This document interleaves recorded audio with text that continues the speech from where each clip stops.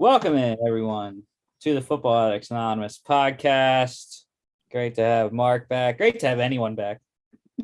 better than Friday by myself, but I rolled through it. Got some good info out there, so it's cool. We had a game today, one game, anyways. It's crazy. You're getting all these bowl games canceled and whatnot. That's what I did. Like, even though it was a blowout, this game today, the announcers, like in the second half, they're like, "Yeah, it's nice just to see the kids out here." You know, even though like Nevada has a new staff, so some of their old coaches were coaching the players today before the new head coach comes in and whatnot. So, you know, it's just nice to see them playing instead of not playing. So, but we had a game on Christmas. This is not that game. Well, this was on Christmas. My bad. I forgot to do the stats for the two bowl games that I already finished in between our shows.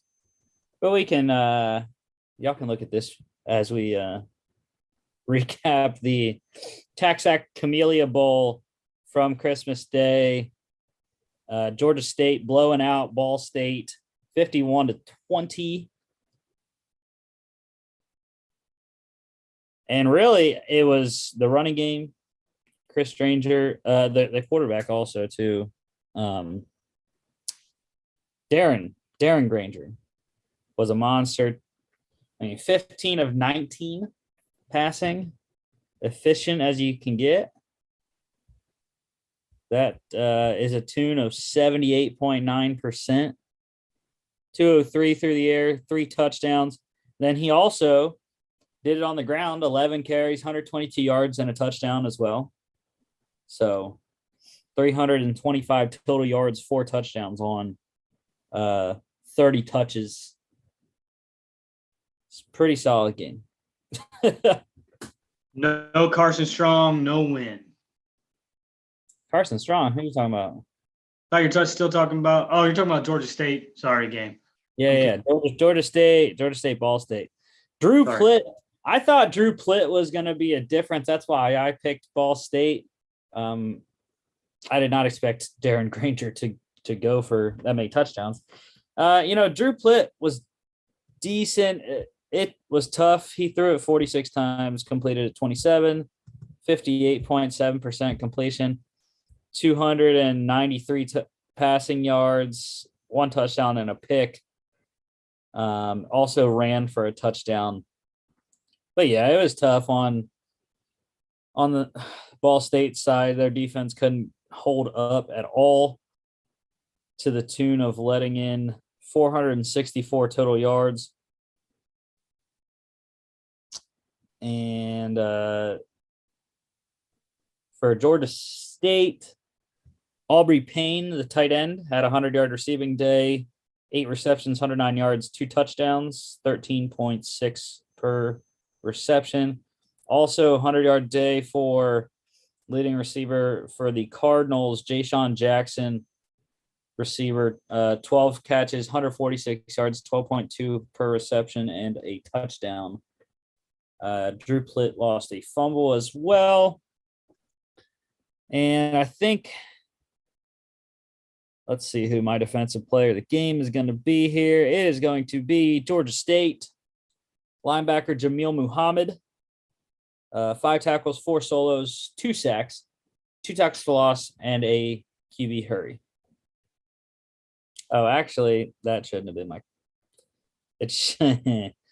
I scrolled down and then I saw safety Antavius Lane also 10 tackles, 8 of them solo, a tackle for loss, and a 55-yard pick 6. Probably should have been the player of the game instead. But yeah, that's the thing though. This game was good. Like first half, 20-13, Georgia State up at halftime. Ball State's in it. They're good. They're right there. 1 score. And then the second half, it just fell off the wheels, 28-0. in the third quarter. And then, Georgia State kicked in a field goal and Ball State scored their third touchdown in the third, or their second touchdown. They only had 2 touchdowns and 2 field goals. So yeah, Georgia State, good win there. It's not a good week, not a good start to the bowl week from Christmas to today, because today also was a blowout. Western Michigan 52-24 over Nevada in the Quick Lane Bowl in Detroit. So Western Michigan probably had the home fans there coming down from Kalamazoo. But I forgot to say Georgia State cover -6 over 53 easily there. And like I said, Western Michigan rocking Nevada. Like you said, like you started to say. Yeah, no Carson Strong. First thing. Yeah, dude, no Carson Strong. I knew that was going to happen since he declared for the draft. He wasn't going to play in the game. It's good, though, because Chris doesn't follow any of the NCAA news. So he picked Nevada, which we'll see on our picks. We have that slide, but Mark and I were on the Broncos there. So Caleb Ellaby was pretty good. 8 for 14, 162, 2 touchdowns and a pick. Comes out to 57.1% completion. But it was really the ground game for Western Michigan. You had Sean Tyler running 14 carries, 146 yards, 10.4 per carry. Chipped in 1 reception for 7 yards. And then you also had their second leading rusher here, 100 yards as well.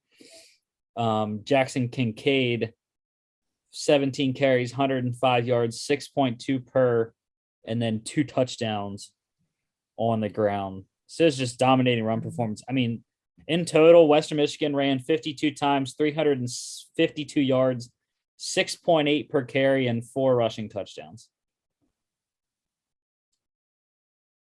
Nevada, on the other hand, Nate Cox, quarterback, fill in there. Not a great day. 12 for 23, 52.2%, 121 yards, and a touchdown. 1 touchdown, 1 pick. And ground game wasn't as great as it hasn't really been all year. Devontae Lee, their leading rusher, 7 carries, 85 yards, 12.1 per carry, and 1 touchdown. That includes a 34-yard carry, which accounted for a lot of his yards. Leading receiver for Nevada here, Jamal Bell, 7 receptions, 75 yards, 10.7 per reception, and 1 touchdown. Also, that too, they don't have what's his name? They're outstanding tight end. Well, they didn't have Romeo Dobbs. And they also didn't have, it's Cole something, right? Why am I blanking? Cole Turner. I thought it was Cole Turner. I thought there was another guy in college that was named Cole Turner too. Anyways, yeah, no Cole Turner, no Romeo Dobbs in the passing game either. So really depleted receiving core for the Wolfpack. Leading receiver for Western Michigan, Corey Crooms, wide receiver, 1 reception, 74 yards, and 1 touchdown. Pretty solid day. And we don't have any defensive stats because the game just ended like an hour ago. So, but yeah, those are the 2 games that we had so far in between the 2 bowls or the 2 shows. Western Michigan cover -6.5 over 57 easily. So let's get into NFL here now. Christmas Day, Packers beating the Browns 24-22. And Mr. Rogers had another nice day. 202, 3 touchdowns, no turnovers, 70% completion. Baker Mayfield struggled though. 4 picks. You got to give him credit though. He did bring him back. I mean, got him to within a score at the end. So, but you Yeah, got 4 picks. So the turnovers were the difference in this game. 2-point ball game. Don't throw those 4 picks. They are a different team when he's under center, and it goes back to, Cleveland might be on to something by not signing him to a big long or a big extension like other people in his rookie class. yeah, I mean, I don't know. He's the guy that got him back to the playoffs last year. I know. And I just don't know what the issue is with the Browns, because the Browns are going just so smoothly. And then it's like these last 2-3 weeks, it's just been crazy bad. I mean, that has to do with COVID and injuries and whatnot. But I mean, I think for me, my wife was talking about his latest commercial when we were eating on the way home from our Christmas trip. We stopped at a restaurant and home team barbecue, really good, Greenville, South Carolina. But it's the one where he's giving the kid to essentially house set, and he's telling him trash day and this and that. yeah, And we were talking about how funny Baker Mayfield is, and I wish that it would translate to more success. But I have to tell myself, like you said, he took him to the playoffs last year. Chubbs puts up solid numbers. They don't put it all together. Does that make sense? They're always on the cusp of, are they going to get into the playoffs?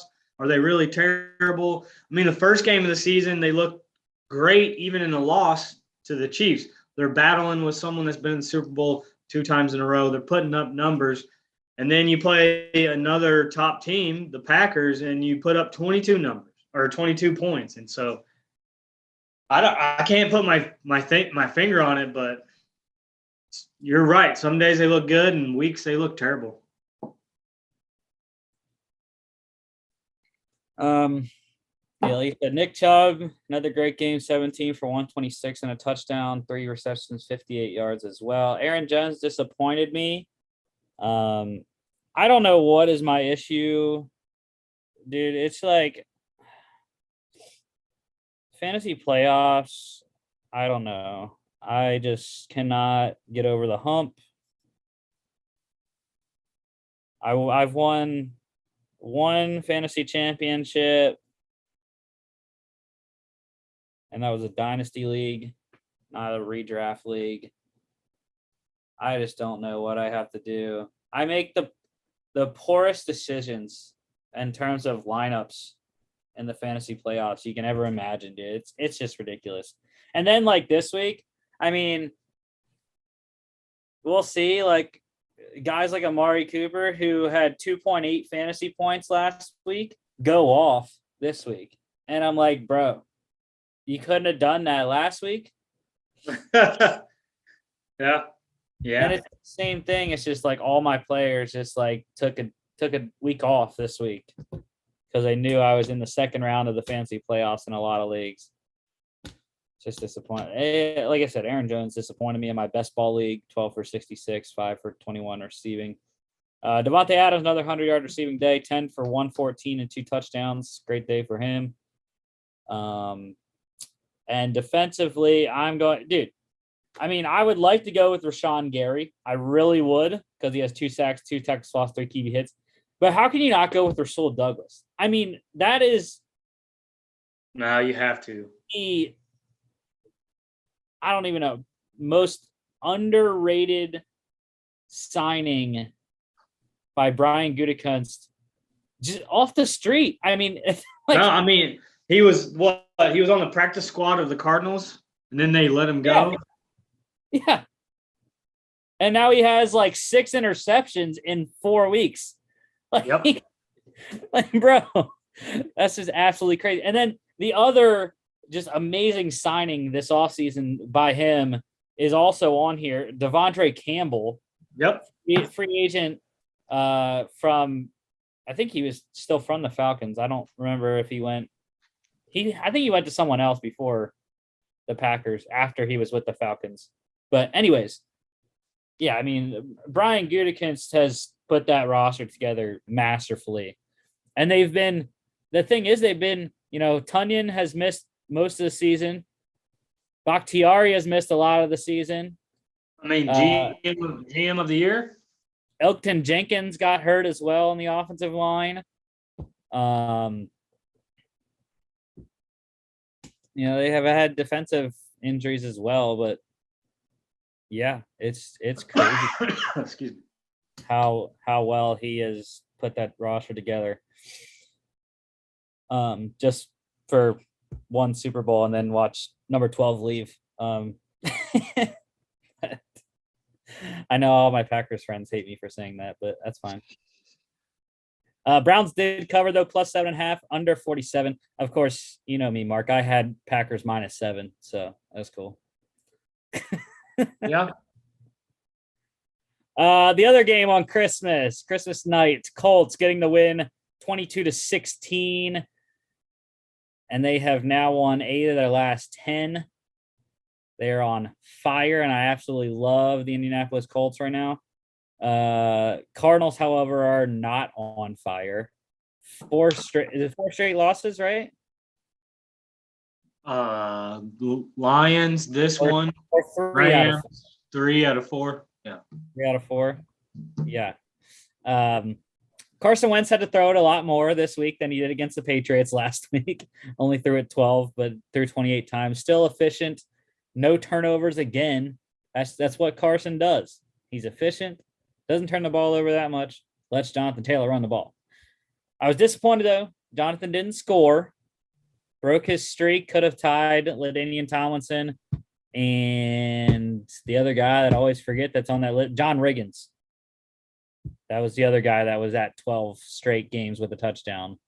So that was disappointing. But he did run for another 100 yards on 27 carries, 4 yards per. The Kyler Murray didn't turn the ball over either. But the Cardinals just looked terrible. I mean, the offense was horrid. I was going to bring that up. Like, he didn't have a turnover, but guess what else he didn't have? You see, he had 1 touchdown, but that's, to me, the difference in the game is the Colts found more success in the red zone, and they come out winners. Yeah, it's. I will say, in a losing effort, maybe this isn't who you would pick, but Budda Baker had himself a day. Just 12 tackles, 7 solo, 1 sack, 2 tackles for a loss, 1 pass deflection, 2 quarterback hits.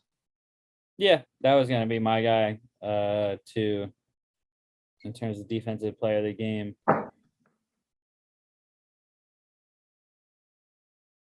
But I picked the Colts to win this, and anything more than I would have to say it's Jonathan Taylor is who I trust, and they've been getting better as the weeks go by, and we're seeing the Cardinals get I don't want to say they get worse.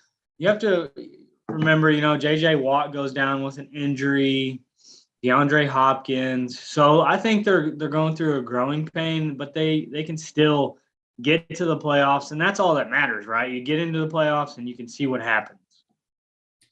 Yeah, it's just like they are literally the worst team. They are playing the worst out of all the teams.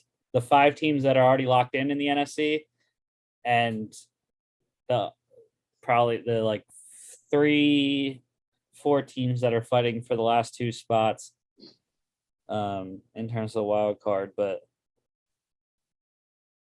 yeah, Chase Edmonds, another guy, Chase Edmonds screwed me. I was playing against him in fantasy.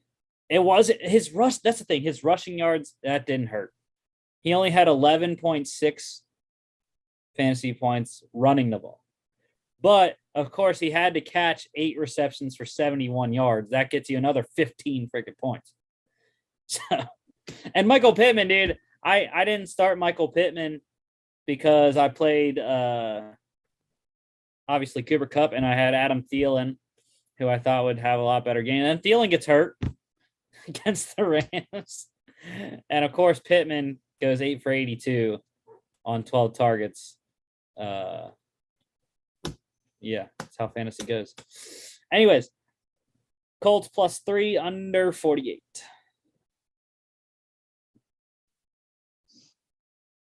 All right, yesterday, Eagles rolling the Giants 34-10. I was mad, dude. I was like, bro, why did you score? Why did you let them score at the end? I wanted it to be a 3. I wanted it to be a 3 and not a 10. But the backups let them score. Anyways, Jalen Hurts, great second half. I told my parents, I was like, this is an issue when I come home. Because both times I've been home this year was Thanksgiving and Christmas. The Eagles played the Giants, and both times they sucked until the second half this game. Last game, they sucked the whole game. But this game, they finally turned it on in the second half, got the running game going, and the play action was working very well. Jalen Hurts had a nice day, 199, 2 touchdowns. Didn't run as much, which is fine, because they had the downfield passing plays that they needed. And our boy, I told everyone on Friday it was not going to be pretty for Jake Fromm's first career start, and it was not. 35% completion, 25 yards, and a pick to go with 12 yards on the ground. Mike Glennon fared a little bit better.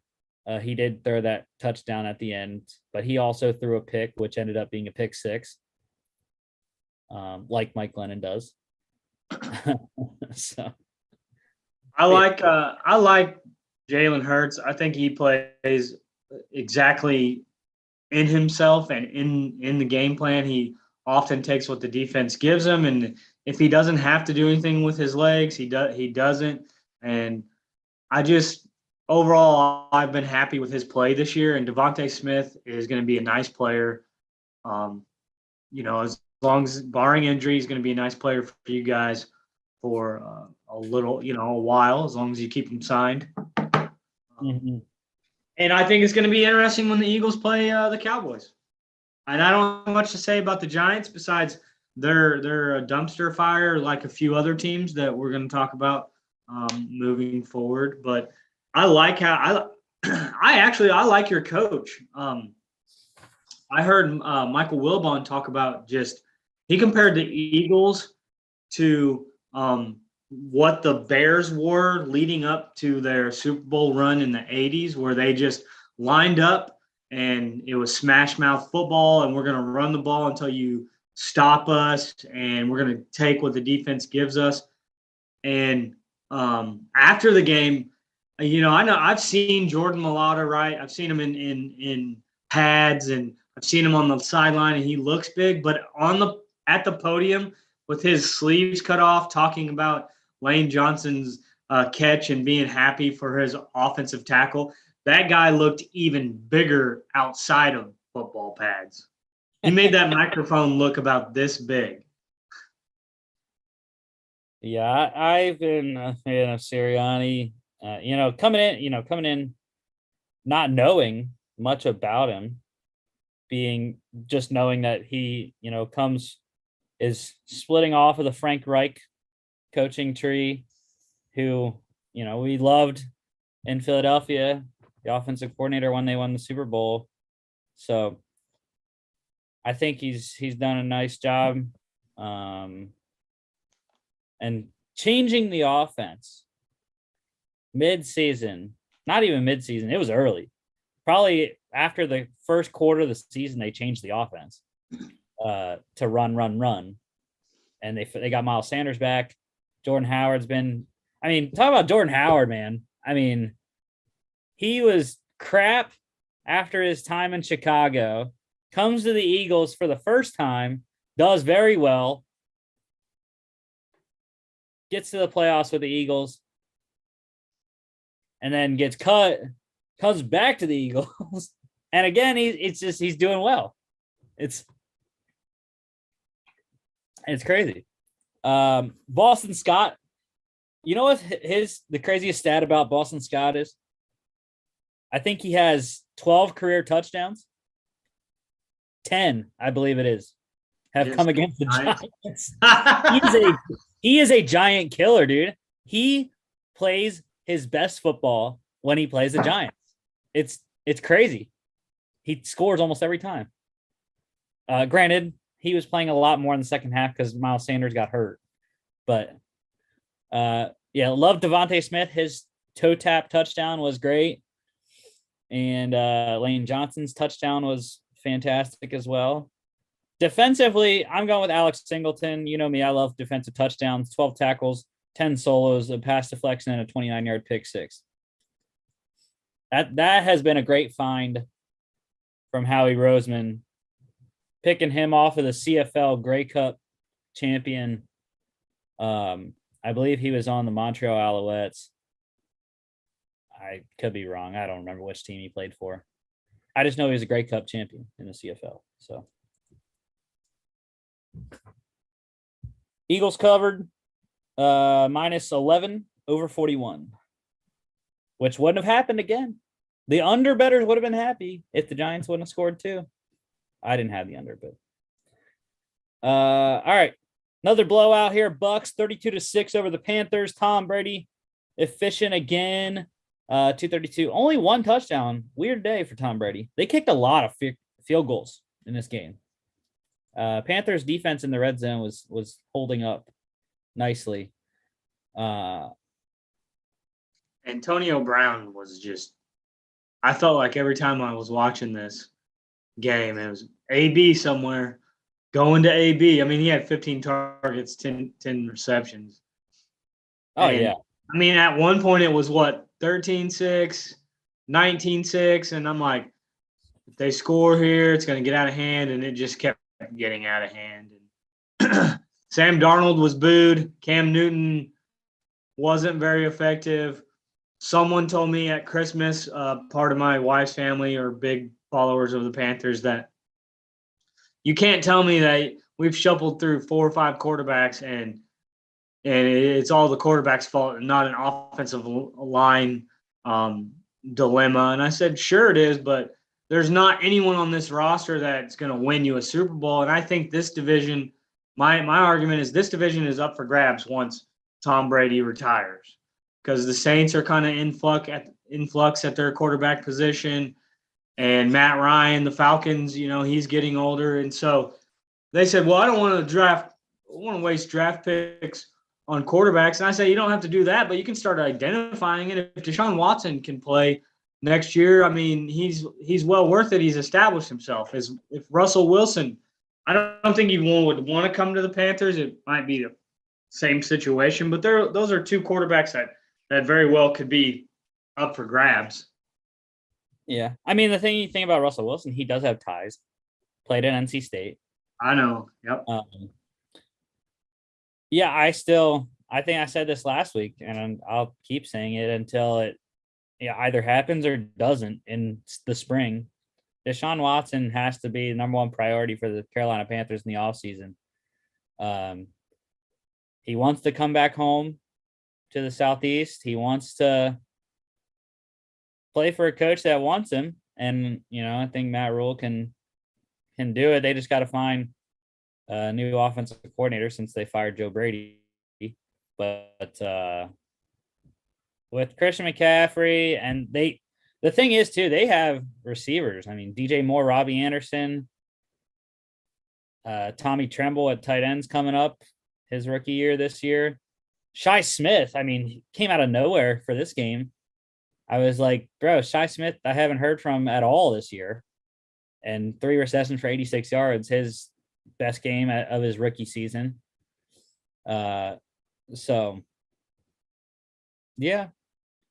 And the thing that I will say is that the Panthers defense is going to be amazing. Next year, they might even be top 10 because they have a lot of pieces on that defense. Brian Burns, Shaq Thompson, Yetur Matos, and then the secondary, Stephon Gilmore, Jeremy Chin, You got CJ Henderson.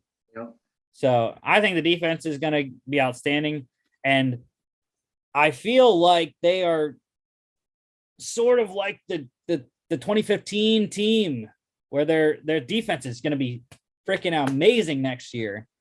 And they just need some help on offense. And if they can get a season like they had out of Cam in 2015, they can go places. But need the offense to help them out. And 6 points not going to do it. So, but I forgot to say that I felt like this year is feeling like the Eagles Super Bowl kind of thing too. The year before we won the Super Bowl in 2017, 2016 was kind of so-so. I think we went 8-8 in 2016. Yeah. And it's there. A couple more pieces next year and we could be there. Even though I think we get in the playoffs this year. Keyshawn Vaughn, best game of his career in his second season, 7 carries, 70 yards and a touchdown. And defensively, William Golston for the Bucs. 3 tackles, 2 solos, 2.5 sacks, 2 tackles lost, and 3 QB hits. Bucs cover -11, under 44. Falcons getting the win 20-16 over the Lions in Atlanta. Yeah. This one is a head scratcher.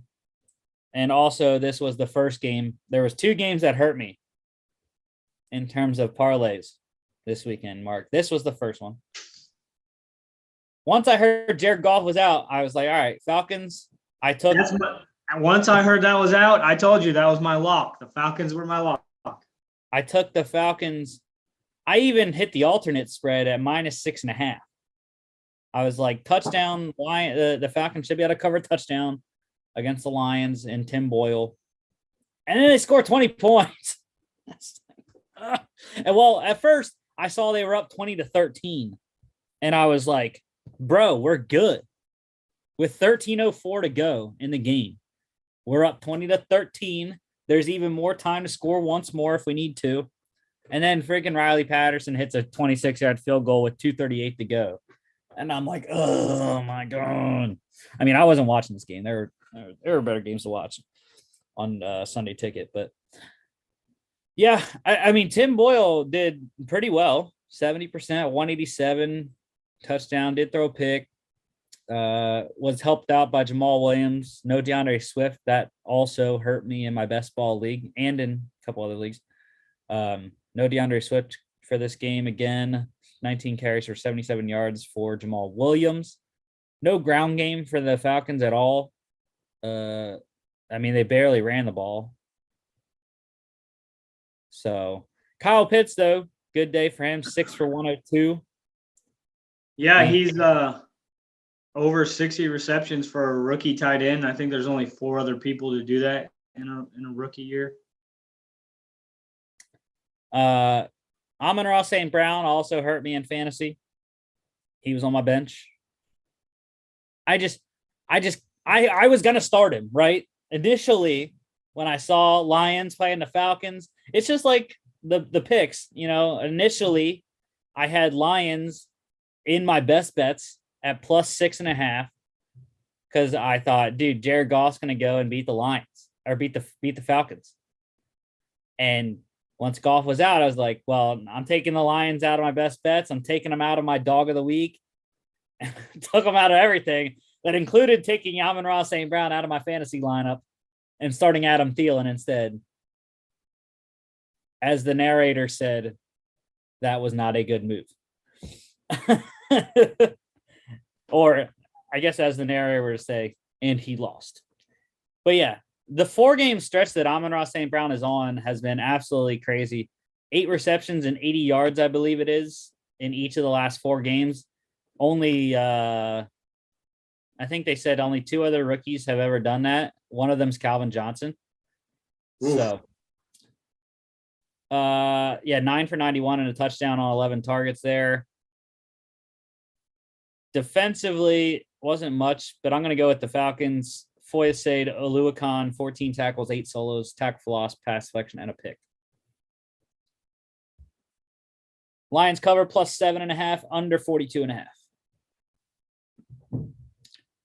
Bengals smoking the Ravens, 41-21 in Cincinnati. Joe Burrow, All right. the first quarterback in NFL history to throw for over 400 yards against one opponent in the same season. 941 total yards against the Ravens. Yeah. And this was the 4th most passing yards in a game in NFL history. Now, hear me out. Hear me out on this. This has nothing to do with just having a great game. If anyone in their right mind that isn't a Bengals fan or maybe been an analyst forever in the NFL, did anyone think that the Bengals would be setting atop their division this year in his second year? I thought that they would be in the playoff hunt. I thought and we both, and I put them in the playoffs. I put everybody in this division just like I did out west because I think these are the 2 best divisions. But I didn't think they would be sitting at the top. If they win this, hear me out. Tell me why Joe Burrow should not be MVP. Because they're only. I mean, you have Aaron Rodgers. You have Tom Brady. They're only going to be at 11 wins. Because if they win out, they only have 11. How many? I just want to know how many they won last year.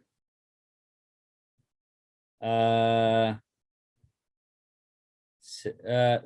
No, I forget if they were 6 or 5. I forget if they were 6-10 or 5-11. I think they were 5-11. I can look it up, but I'm not going. I'm just saying that to me is his play flipped the script because he wasn't there after the injury. You know what? And I'm a big believer in the most valuable player is the most valuable person to that team. Now, you take away Aaron Rodgers, maybe they don't win a few games. Maybe Tom Brady in Tampa Bay. I mean, he's playing great, but I still think they have a really good team. On the flip side, I do have to say that Jamar Chase and Tyler Boyd and Higgins is a very nice skill set for Joe Burrow to have. Yeah, and I think both of the games against the Ravens, T. Higgins had monster days. He loves playing the Ravens. 12 for 194 and 2 touchdowns. Mark Andrews over 100 yards, 8 for 125 and a touchdown. And Jamar Chase 7 for 125 on 10 targets. Josh Johnson didn't play terrible.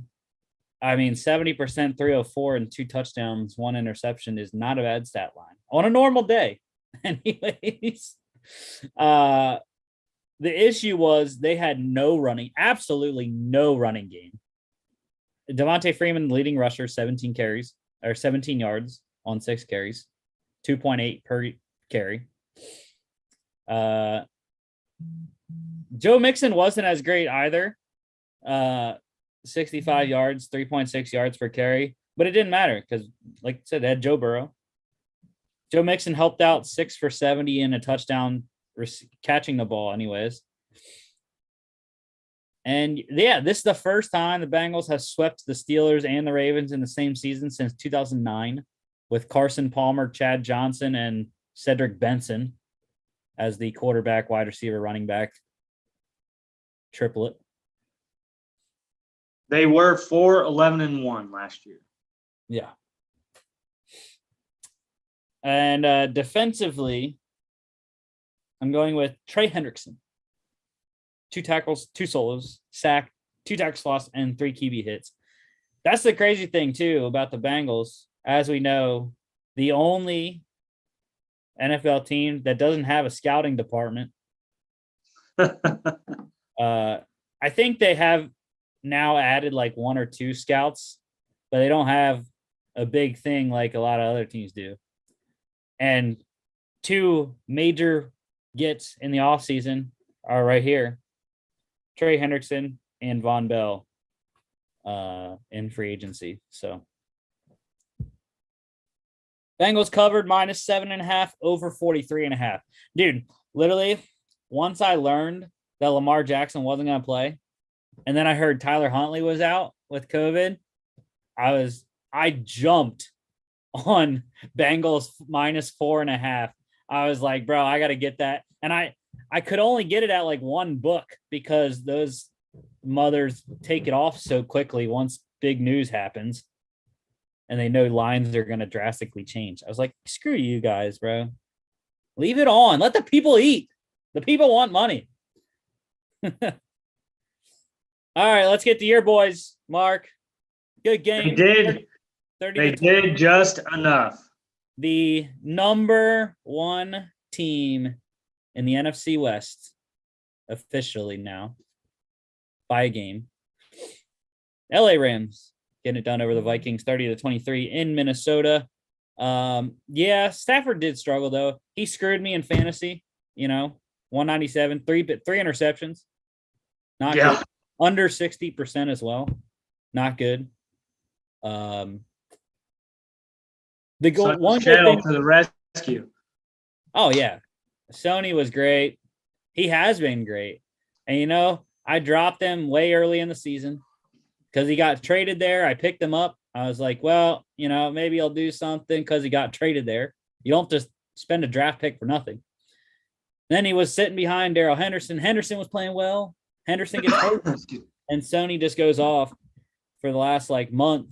And I'm like, dang, I dropped his ass week 4. But yeah, this game was just for me all about Justin Jefferson is really good.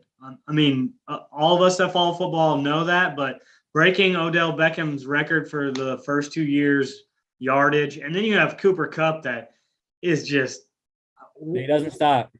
I mean, can you put him in an MVP discussion too? Steve Mariucci has him.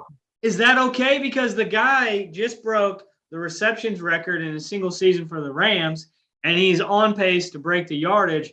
And we're talking about guys that played with MVP quarterback Kurt Warner, and they were called the greatest show on turf. So I mean, just a phenomenal year for him. So I know Isaac Bruce had the receptions record.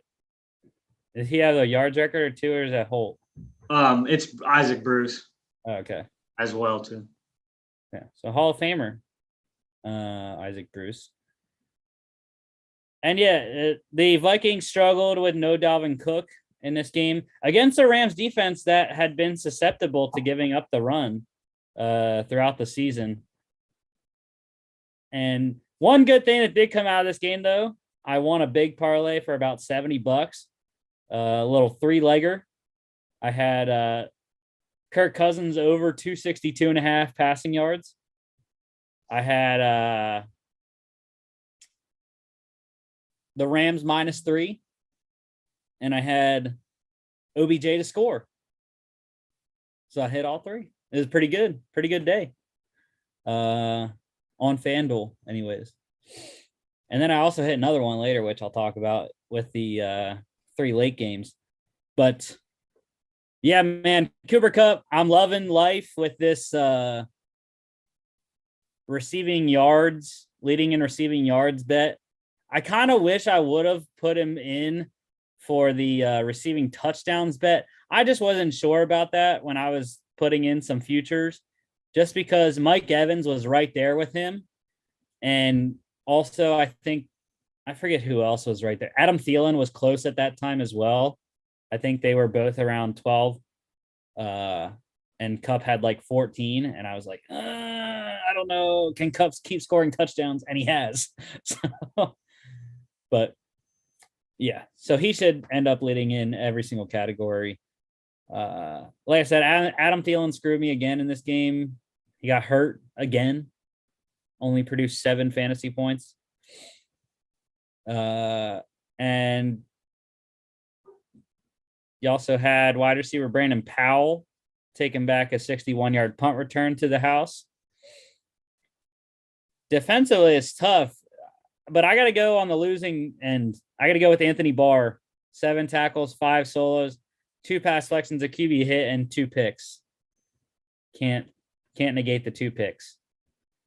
You can go with your boy if you want. My boy Aaron Donald, I know you want to go with 99. 5 tackles, 5 solo, a sack, 3 tackles for a loss, 2 quarterback hits. He is the man, the myth, and the legend all in one.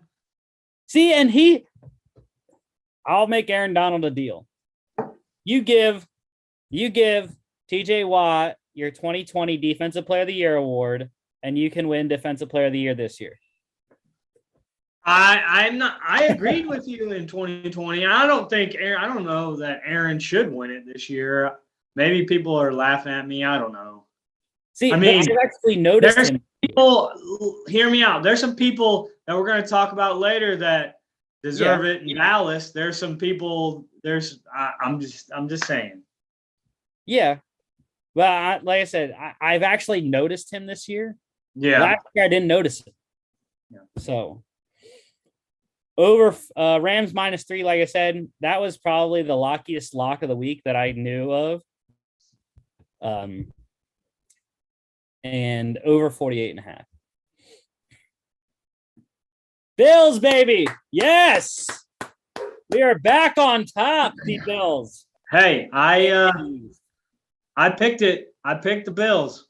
Same. 33-21 over New England. I hope our boy didn't pick them. Oh yeah, Crystal and the Patriots. You know that. Yes. So Josh Allen, amazing game, 314, 3 touchdowns, no turnovers. Big key, no turnovers. And Mac Jones, uncharacteristically, threw 2 picks, was not good at all. Probably his worst performance of the season in a major spot. Under 50% completion, 145. Like I said, 2 picks. Damian Harris, I was, of course, playing against him in fantasy too. 18 carries, 103 yards, which was fine. That's fine if you want to run for 103 yards, Damian. 10.3 points is not going to hurt. But when you put 3 touchdowns on the board and that gets you another 18 points, that is what hurts me. And it also hurt that Ramondre Stevenson didn't play in this game when I could have played him. And he could have taken carries away from Damian Harris.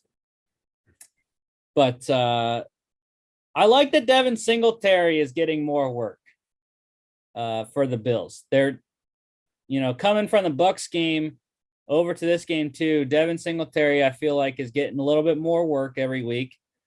And I like it, even though he's only running for 3.3 yards per carry, but it's against the Patriots defense, which we know is good against the run, especially. But he caught 5 for 39, which was also good. Isaiah McKenzie, this was one of those games for the Bills where it's just like that one random receiver has just a monster game. It's kind of like how the Chiefs do that sometimes, which we'll see happened in the Steelers game. But no Gabriel Davis, no Cole Beasley in this game, so someone else had to step up other than Stephon Diggs. It happened to be Isaiah McKenzie. 11 receptions, 125 yards, and a touchdown on 12 targets. Of course, Diggs scored again. So that is another guy that's up there now, though, in the touchdowns. I think he has 12 or 13 on the year. Maybe 14. I don't know. Did you see Diggs's double spin, though? It was like playing Madden. Whoop, whoop. And then Dawson Knox scored another touchdown. Defensively, Micah Hyde, 6 tackles, 3 solos, 2 pass deflections, 2 picks. Bills +1 covered over 43.5.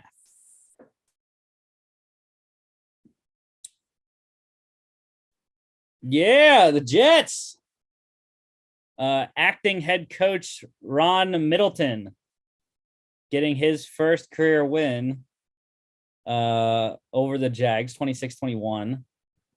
Trevor Lawrence, okay day. Other than the fumble, I mean, he didn't score. So that was an issue. But, he would have scored. He would have scored, but he fumbled.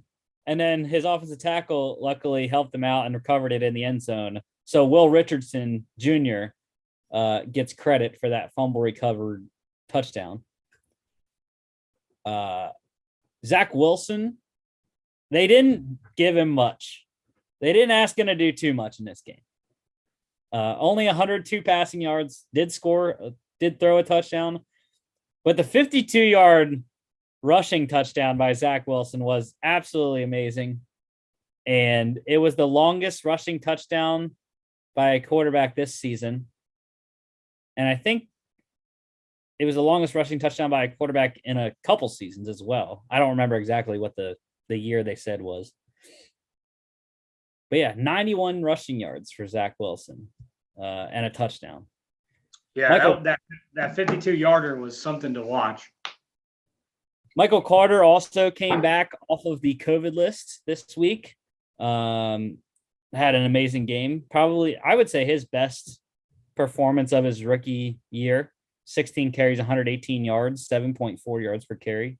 Chipped in 2 receptions for 6 yards. James Robinson went down in this game, so Dario Gumbawale got some work, a lot more work than he was expecting, I would say, which was weird. I don't know if Carlos Hyde was hurt or on the COVID list or what, because you would expect Carlos Hyde to take all those carries. Oh, by far. But it was Dare getting all the carries. So, and he scored. Good for him. And Braxton Berrios, 5 catches, 37 yards on 6 targets, and big 102-yard kick return touchdown for him. Nice job, Braxton. And then we had another big man touchdown. It was weird, dude. This weekend was just like big man touchdown city. There was 5 of them, I believe, across all the games. You had Lane Johnson earlier, Connor McDermott in this game for the Jets. And defensively wasn't too much going on. So I'm going to go with the leading tackler and Chris's favorite defensive player on the Jets, CJ Mosley. 10 tackles, 6 solos, a sack, and a QB hit. Jags getting closer. They're getting closer to another number 1 pick back to back. Yeah. They just got to lose 2 more games. Jets covered -2.5 over 43. And it was crazy. The Jags had a chance. Trevor Lawrence had a chance to drive them down the field and win the game. I forgot to say that for the Lions game too. Tim Boyle had a chance to win that game and got picked off at the goal line. The Jags didn't get. Or no, the Jags did get close. I believe they got almost as close as the Lions did. And the Jets held on 4 downs. So Trevor Lawrence not as clutch, at least right now, as he was at Clemson. Over 43 in this game. All right, Mark, remember I said the Falcons was the first one that screwed me over this weekend? Well, here's the second one. I'm sure this screwed over millions and millions of people. I have no idea what happened in Houston this weekend. Can we? The first thing, I don't know. Do you want to start? I'm not going to make this like a long, drawn out thing. The thing that bothered me about this is you go back to the Chiefs game and Staley says, we're going to do what we do, and we're going to go for it whenever I want to go for it. And I like going for it. Does that make sense? Like, I would never shy away from going for it, but maybe you do kick one field goal in that game, or maybe even 2. And then you come and this happens. And the only thing I can think of is, what is the identity of the Chargers? Is it egotistical? Is it up and down play? And you have such a great young quarterback that some people love Staley. I'm starting to think, what would this look like with someone else at the head of the team or the coach on the sideline? Yeah, I don't know. I think we've seen that they run the ball. That's what they do. But sometimes, it gets cloudy because some games they'll just throw it all over. The thing is, they had the receivers to do that. Mike Williams was out of this game on the COVID list. So was Austin Eckler. Justin Jackson did a fantastic job filling in at running back. Had a great game, 64 yards on the ground, 2 touchdowns. Did put the ball down once, but he caught 8 receptions for 98 yards. I mean, this crazy PPR. Yeah, those are big numbers. I got to give it to you. You're not to interrupt, but you're a big Davis Mills fan coming in here. And no turnovers, 2 touchdowns, only 6 incompletions, 254. You can say is not a ton of yards, but it's enough to beat someone 41-29. Now, Simone Biles' boyfriend had himself quite a day just because ESPN ran with that. I didn't even know it about her boyfriend until this morning when we were watching highlights. Yeah, he's not on here. I could have put him on. I decided not to put him on though. Not for that reason, but he didn't have enough stats on defense to put him on, even though he did get a pick. Didn't he force a fumble too, or almost come up with one, or maybe he was just in the vicinity? I'm not sure, but yeah, Jonathan Owens, the safety for. Oh, he recovered one. He recovered a fumble. He recovered Justin Jackson's fumble. Gotcha. Be a weird. Look who's not on here though. You know, Keenan Allen. Yeah, I mean that's the first thing that I saw in a loss. 4 for 35 on 6 targets for Keenan Allen. And maybe it was just a really good game plan by the Texans. I mean, you take Keenan Allen out of it with another primary target for the Chargers out with COVID, and that changes the landscape of the game. Yeah, Jared Cook had to become more involved. Like I said, Josh Palmer didn't. He scored. We got to give credit to Rex Burkhead too. I mean, he kept the ball going.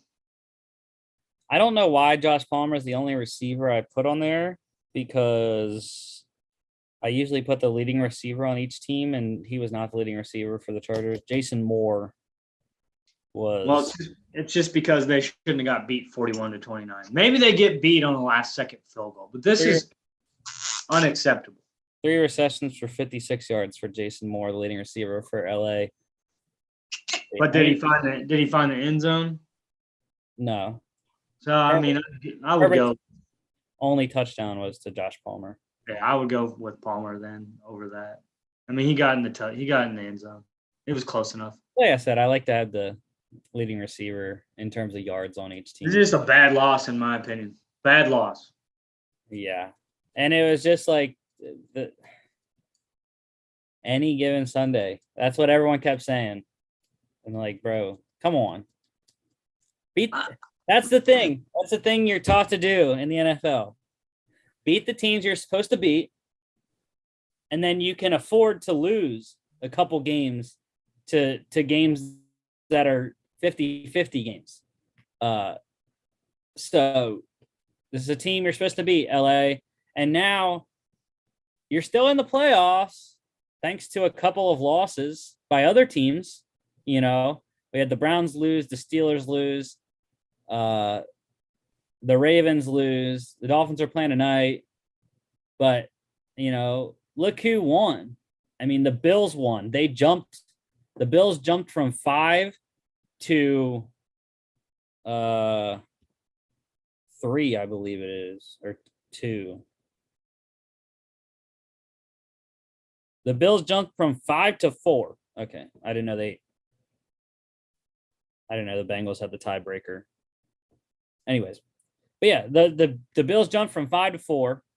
You had the Ravens lose, but the Patriots slide down. The Colts won. And the Chargers, they went from being in the playoffs. My bad. I said they were still in the playoffs. They went from being in the playoffs to they're out now. They're 1 spot out. So they got to get it figured out. I think a big part is they'll get Mike Williams back and Austin Eckler back. But it's not guaranteed. especially with the two teams that they have left to play that are also fighting for those wild card spots in the Broncos and the Raiders. The Broncos even more so considering they lost. And they're the game out now, and the Raiders are tied. So at 8-7.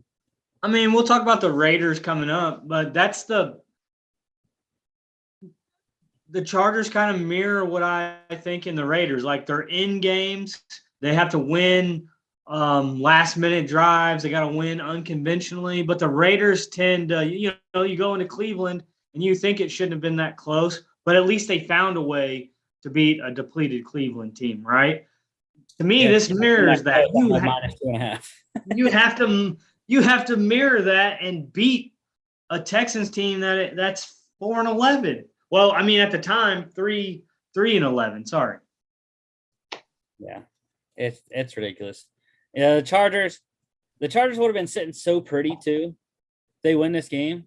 They're sitting tied with the Patriots, the Colts at 9-6, and they're a whole game up on the Ravens, Raiders, and possibly. I'll give you the best symmetry between two teams: Chargers, Browns. Tell me I'm wrong. They're right there on the cusp. You see great things out of them, and then what? Why did they lose that game? What? Like I said, at least the Chargers are tied for that last spot, and I know Browns are a whole game out. Browns are looking not good right now. Which I need the Browns to make the playoffs, unfortunately, in order for. Well, they got some division games left, so. In order for one of my bets to hit, which would be more, it would be a more expensive loss if the Browns didn't make the playoffs versus the Steelers making the playoffs, which is just a straight bet. The Browns I have in a little 4-team. I think thing that they need to make the playoffs, but anyway. I think in a loss like this, before we move on, I think there's so many things. There's penalties and turnovers, but if I'm Justin Herbert and I'm a young budding star and I'm knocking on that door, I look at this game and go, he had 336, but I go, that's on me. I shouldn't have had 2 turnovers. I got to get us, ready. We walk into this game, I kind of give our team an identity. And the reason I say that is when I was watching this game, I didn't like his body language, on the sideline. I don't know if they were not on the same page, like offensive coordinator wise. It looked like they didn't want to be in Texas playing this game. Well, especially look at it going into the fourth quarter. It's a 2-point game, 17-15 Texans. You're there. You're in the game. You're good. And then it's 10 straight by the Texans, and then the Chargers get 7 back. So again, you're 27-23. You're still right there. It's 1 score. And then it goes another 14 straight, and then you're out of it. Well, I know most analysts are going to go X's and O's and say he put up 336. I saw some, I'm talking about in the second half when, you're talking about Tom Brady. You're watching Man in the Arena, and he goes, guys, we got to get laser focused. We're not out of this game. And it's 25-3, 28-3 when he's saying this. I just did not see that from a young quarterback that I feel like should take the reins and go, hey, man, we're winning this ball game. We're right here on the doorstep of getting in the playoffs. Instead, and maybe he's watching the game to see if he's getting the ball back, but I just saw no emotion or anything from him on the sideline. Well, remember, what was one of the biggest things coming out of the draft when he got drafted? He wasn't a vocal guy. That was one of his biggest knocks. But not what he is. Hear me out. On that, then I turn my focus to I'm going to find me a coach that is going to develop that. Does that make sense? He doesn't ever have to be the loudest person on the sideline, but I'm going to have a relationship with my quarterback so much, kind of like in basketball with my point guard. And I've had point guards that are really vocal and really not, but you've got to go around and be enough, to a point vocal enough to say, hey, we're going to win. At least say we're going to win this ball game. We're down 2. Let's go. I'm going to hit you in stride. What play do we want to run? but that's a growing pain. He's still very young. Does that make sense? That's what's tough when you hire a defensive coach. Anyways, defense. I don't want to stay on this game all night, but freaking Rex Burkhead, dude. Dude, the man scored 28 points against me in fantasy. I was like, are you shitting me? I'm about to lose a freaking fantasy football playoff game because of Rex Burkhead. Because of Rex Burkhead. And you did. Like, are you kidding me, dude? Technically, I haven't lost yet. Mark. I am up by I think I'm up by 7 points playing. I don't have anyone left, but I'm playing against Jalen Waddle and Brett Maher tonight. Oh, I mean, Waddle could get hurt, and I asked my friend that's a Saints fan. I was like, bro, can you give me a 9-0 loss tonight? Because I need the Dolphins to still win, but a 9-0 loss, a 9-0 win for the Dolphins would be fantastic tonight. That'd be great, with Waddle getting not that many catches. And Maher never kicks the ball, unless he kicks it off. But defensively, I'm going with Tavir Thomas. The only stats that are on the sheet: 8 tackles, 6 solos, pass selection, and a 48-yard pick six. It was a good game to talk about a long time because it had big complications. But yeah, we talked about it too. Biggest underdog of the weekend winning. Texans, yeah, they were my underdogs. You didn't know that? Texans plus 13. Over 43.5. And the thing is, again, I took the alternate spread, dude. I put it down to 10.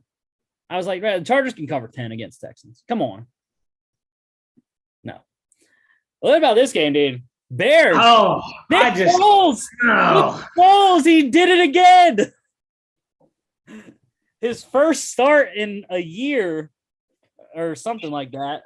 The man is not terrible at football. Let's just establish that. That doesn't mean that he's great or good, right? He's not bad at football. And let me tell you, the catch on the 2-point conversion, it was number 3 in the SportsCenter top 10, and I don't know how it wasn't number 1. That was a beast of a catch. Was that Darnell Mooney? Yes. I mean, he went up and over people, and he's not the biggest guy in the world. Oh, yeah. And he held on to it, got a toe tap and a knee down, and when he fell out of bounds, they knocked it out of his hand. And I was like, that's a moss of a moss catch. Yeah. The only thing, Nick Foles is good. Nick Foles is great when he plays in Philadelphia, though. Well, it's that cold weather. He was out in that cold weather, boy. Yeah, 250, 1 touchdown, no turnovers. What a snowball dive by Russell Wilson, though. I mean, the man looks absolutely terrible. 59%, 181, 2 touchdowns. I will say, but the rating looks good. His touchdown to DK was pristine, though. Dropped it right on him. The only reason his rating is so good is because he scored twice. Touchdowns boost your quarterback rating a lot. And what I'm surprised, I'll say this. You lose by 1, right? You're supposed to be an elite quarterback. I say that he's available for the Panthers and Saints. And I'm thinking it's barring – why are we saying that? Because Pete Carroll's no slouch as a coach. And this game, he had a running back that had 135 yards. Maybe he chunked it on – I didn't get to watch this fully until the second half. Maybe he chunked it up with just 1 or 2 carries. But if you're a quarterback and you're getting 135 yards and you're an all-pro quarterback, you should beat a Bears team that hasn't looked good all year. No. I mean, his longest rush was 32 yards. But no, Rashad Penny was money all day. So is it an 8? Are we seeing someone decline in front of our eyes, or does he need a change of scenery? I think he needs a change of scenery. And again, I don't think the Seahawks have ever fixed the offensive line. I don't either. That's the only thing I brought up is because the running game got going. But he also, in my opinion, you don't see Lockett here. DK is his only target right now, and in that that skill position makes quarterbacks look good. Think about what we talked about: Boyd and Higgins and Chase for Burrow. One thing I will say, he has developed a really good chemistry with Gerald Everett the last couple of games. Their leading receiver in this game, 4 for 68 and a touchdown.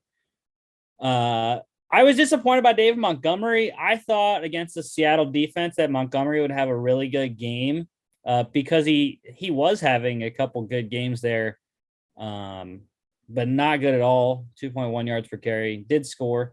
But again, Montgomery, if you have him in fantasy, I wasn't playing against him, so he didn't make me mad this week.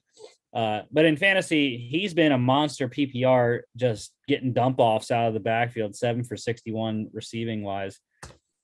But yeah, Mooney has been a godsend. He is definitely a part of the rebuild coming up. 5 for 57 here. Jimmy Graham scored no touchdown. Man, he was so pumped. He was back in Seattle. He was pumped for that touchdown. I'm happy for him.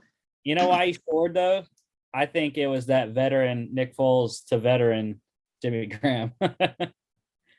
Hey, both of these teams, I would say, have proud fan bases, whether that's because it's great to tailgate outside of Soldier Field. I've never been inside of it, but I know the tailgating experience. The Seahawks have a proud franchise and winning under the team that they have now.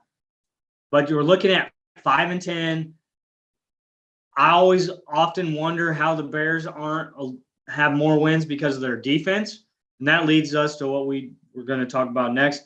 I have to go with Roquan and Robert Quinn. The reason I'm going with two is one's a Georgia guy that I think is one of the best linebackers in the league. And then the other one is a former Ram that seems to be finding his niche at his age with the Bears. And Quinn had 2 tackles, 1 solo, 1 sack, 1 tackle for a loss, and 2 quarterback hits. Yeah, I wasn't going to put Roquan on there initially. He's just an anchor. That's the best. Usually three special stats when you're under 10 tackles doesn't get enough. But I thought he was close enough to 10 tackles that I gave him benefit of the doubt. If I could give him – go ahead.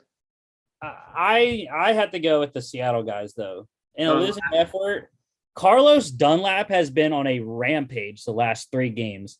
I believe he has like 6 sacks in the last 3 games, 5 tackles, 5 solos, 2 sacks, tackle for loss, pass deflection, and 3 QB hits. And then Rasheem Green as well, 2 tackles, both of them solos, 2 sacks, 2 tackles for loss, and 4 QB hits. Moving forward, I thought it was stupid that a reporter asked Nagy if he was worried about coaching the last 2 games. What is that going to accomplish for the Bears if they fire Nagy now? You know what I mean? Like, go ahead, finish the season, and there, in my opinion, and in yours, is there a way he comes back? I mean, if he does, the Bears have to be the dumbest franchise. You just steal that from the Browns then. Yeah, I mean, when you look at it, there's so many options out there. I would not suggest going the college route, as there might be some flack if you do that after Urban Meyer. But there are guys. That was the issue. Today is the first day, which I didn't put that I forgot to put that in the news, but today is the first day teams can start interviewing head coaches. And that was why people were thinking that the Bears would fire Matt Nagy today. Unless you can get it's history. It's history if they do fire him. The Bears have never fired a head coach in season. I know. Unless you can get Nick Saban, maybe Dabo, but I don't even think Dabo. His personality to me doesn't translate to the pros. And we already can have that argument that Saban was at the Dolphins, right? But if he went to someone that gave him more GM control, because that's the difference in the NFL and college. You have more control in college. I wouldn't hire college coaches. Just stay away.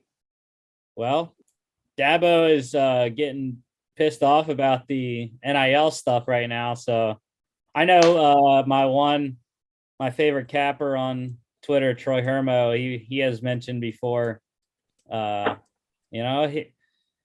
got a He former would be quarterback in the NFL. he would be right really now. good. He would be a good coach for Justin Fields, in my opinion. I would say that. Well, why not reunite him in Jacksonville with Trevor Lawrence? I don't think Khan would go college coach back to back though, for how bad it ended. Does that make sense? I mean, he would have Etienne and he would have Lawrence. Exactly. And the difference is, I think, you have never heard of any issues with Dabo. No, not at all. Any controversies. Not at all. Even at Ohio State, Urban Meyer had controversies. Oh, 100%. 100%. But and Dabo has never had anything. And here's the thing. Someone's going to – I don't know that Urban will ever – maybe he finally saw the writing on the wall. But even – let's say it's 5 years down the road, some college program's going to give him another chance because his track record at college is really successful. If he wants to. Bears +7, over 41 hit. And this was the first one of the little 2-leg parlay I bet live. Bears +11.5. I bet when they were down by 10 points in this game, which was fantastic. Thank you, Mr. Foles. You're welcome. I told you to do that. Yeah, all the credit goes. I will not say, for the sake of the fans, I will not say your Philadelphia nickname. The initials are BDN though. Just do with that what you will. This was the second half of that live parlay that I bet. Steelers +27.5. Right. And thank you, Ben Roethlisberger, for throwing a touchdown to Deontay Johnson late. But anyways, Chiefs rolling the Steelers 36-10. This game was I didn't even like. There's a lot. In my opinion, there's a lot to unpack, even though the game was never close.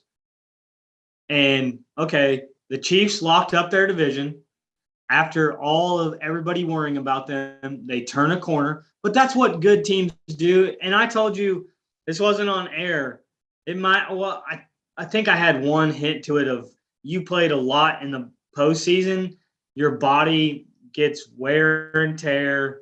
And that first few weeks you have, I don't even call it, it's not a layover, a Super Bowl layover they call it, but it's a fatigue. Now they're rounding in form. Mahomes is starting to drop the ball everywhere. But for me, Roethlisberger still doesn't look bad as long as the offensive line holds up. He's not as mobile as he used to be. And when I say mobile, he could move 3, 4, 5 steps out of the pocket. He has to stay in the pocket a lot longer than he has with his age. He's always been a big guy and hard to take down. He had 2 turnovers. So does that translate that he can go somewhere next year? Maybe, maybe not if he wants to. The other thing is Najee Harris looked way better, and you've been saying that all season. Mm-hmm. Is it garbage time? No.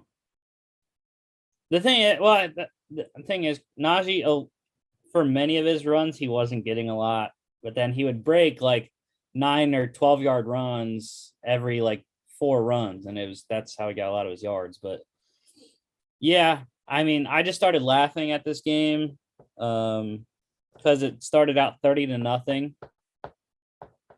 The interception, I will say, both turnovers from Ben Roethlisberger were not his fault. The first one, the interception, the wind took it because it was very windy at Arrowhead, and it just carried the ball deeper than he wanted to throw it. So, maybe that is his fault. Maybe I say it's not. The fumble most definitely was not his fault.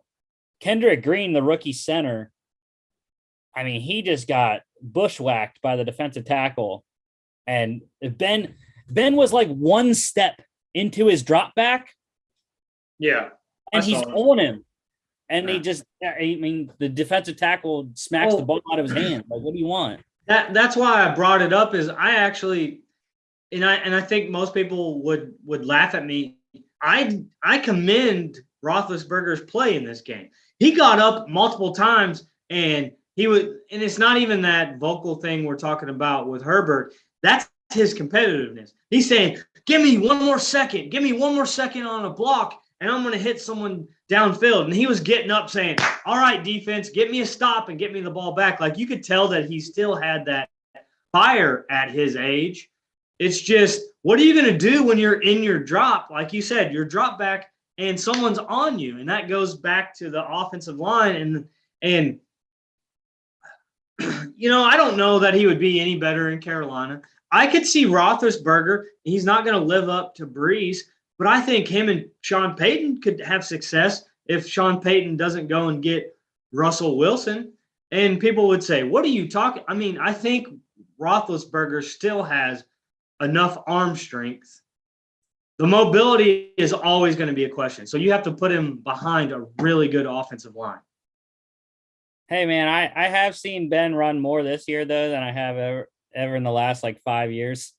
It is the most hilarious thing to watch Ben Roethlisberger. And a lot of it is going to come from, if you want to play another year, you have to get your body ready to play another year. He's done. He's done after the season. He will retire Steeler. And I hope so. I mean, in my opinion, I hope he does that. So then, are you going to get Aaron Rodgers? I'm just kidding. We'll talk about that later. Darrell Williams, I was annoyed by him. Clyde Edwards-Helaire got hurt. And, of course, Darrell Williams got all the touches after that. This 1 week after, but even before Clyde got hurt, Williams was getting a lot of touches. And this coming 1 week after I started this mofo in the fantasy playoffs first round in my dynasty league, because all my other running backs are on IR, Chris Carson, Chris McCaffrey, and co. 1.2 points last week. And this week, he comes out and scores 11.5. I do have to say, and we've talked about it, the pride of the Steelers has been defense lately, and TJ Watt and all that.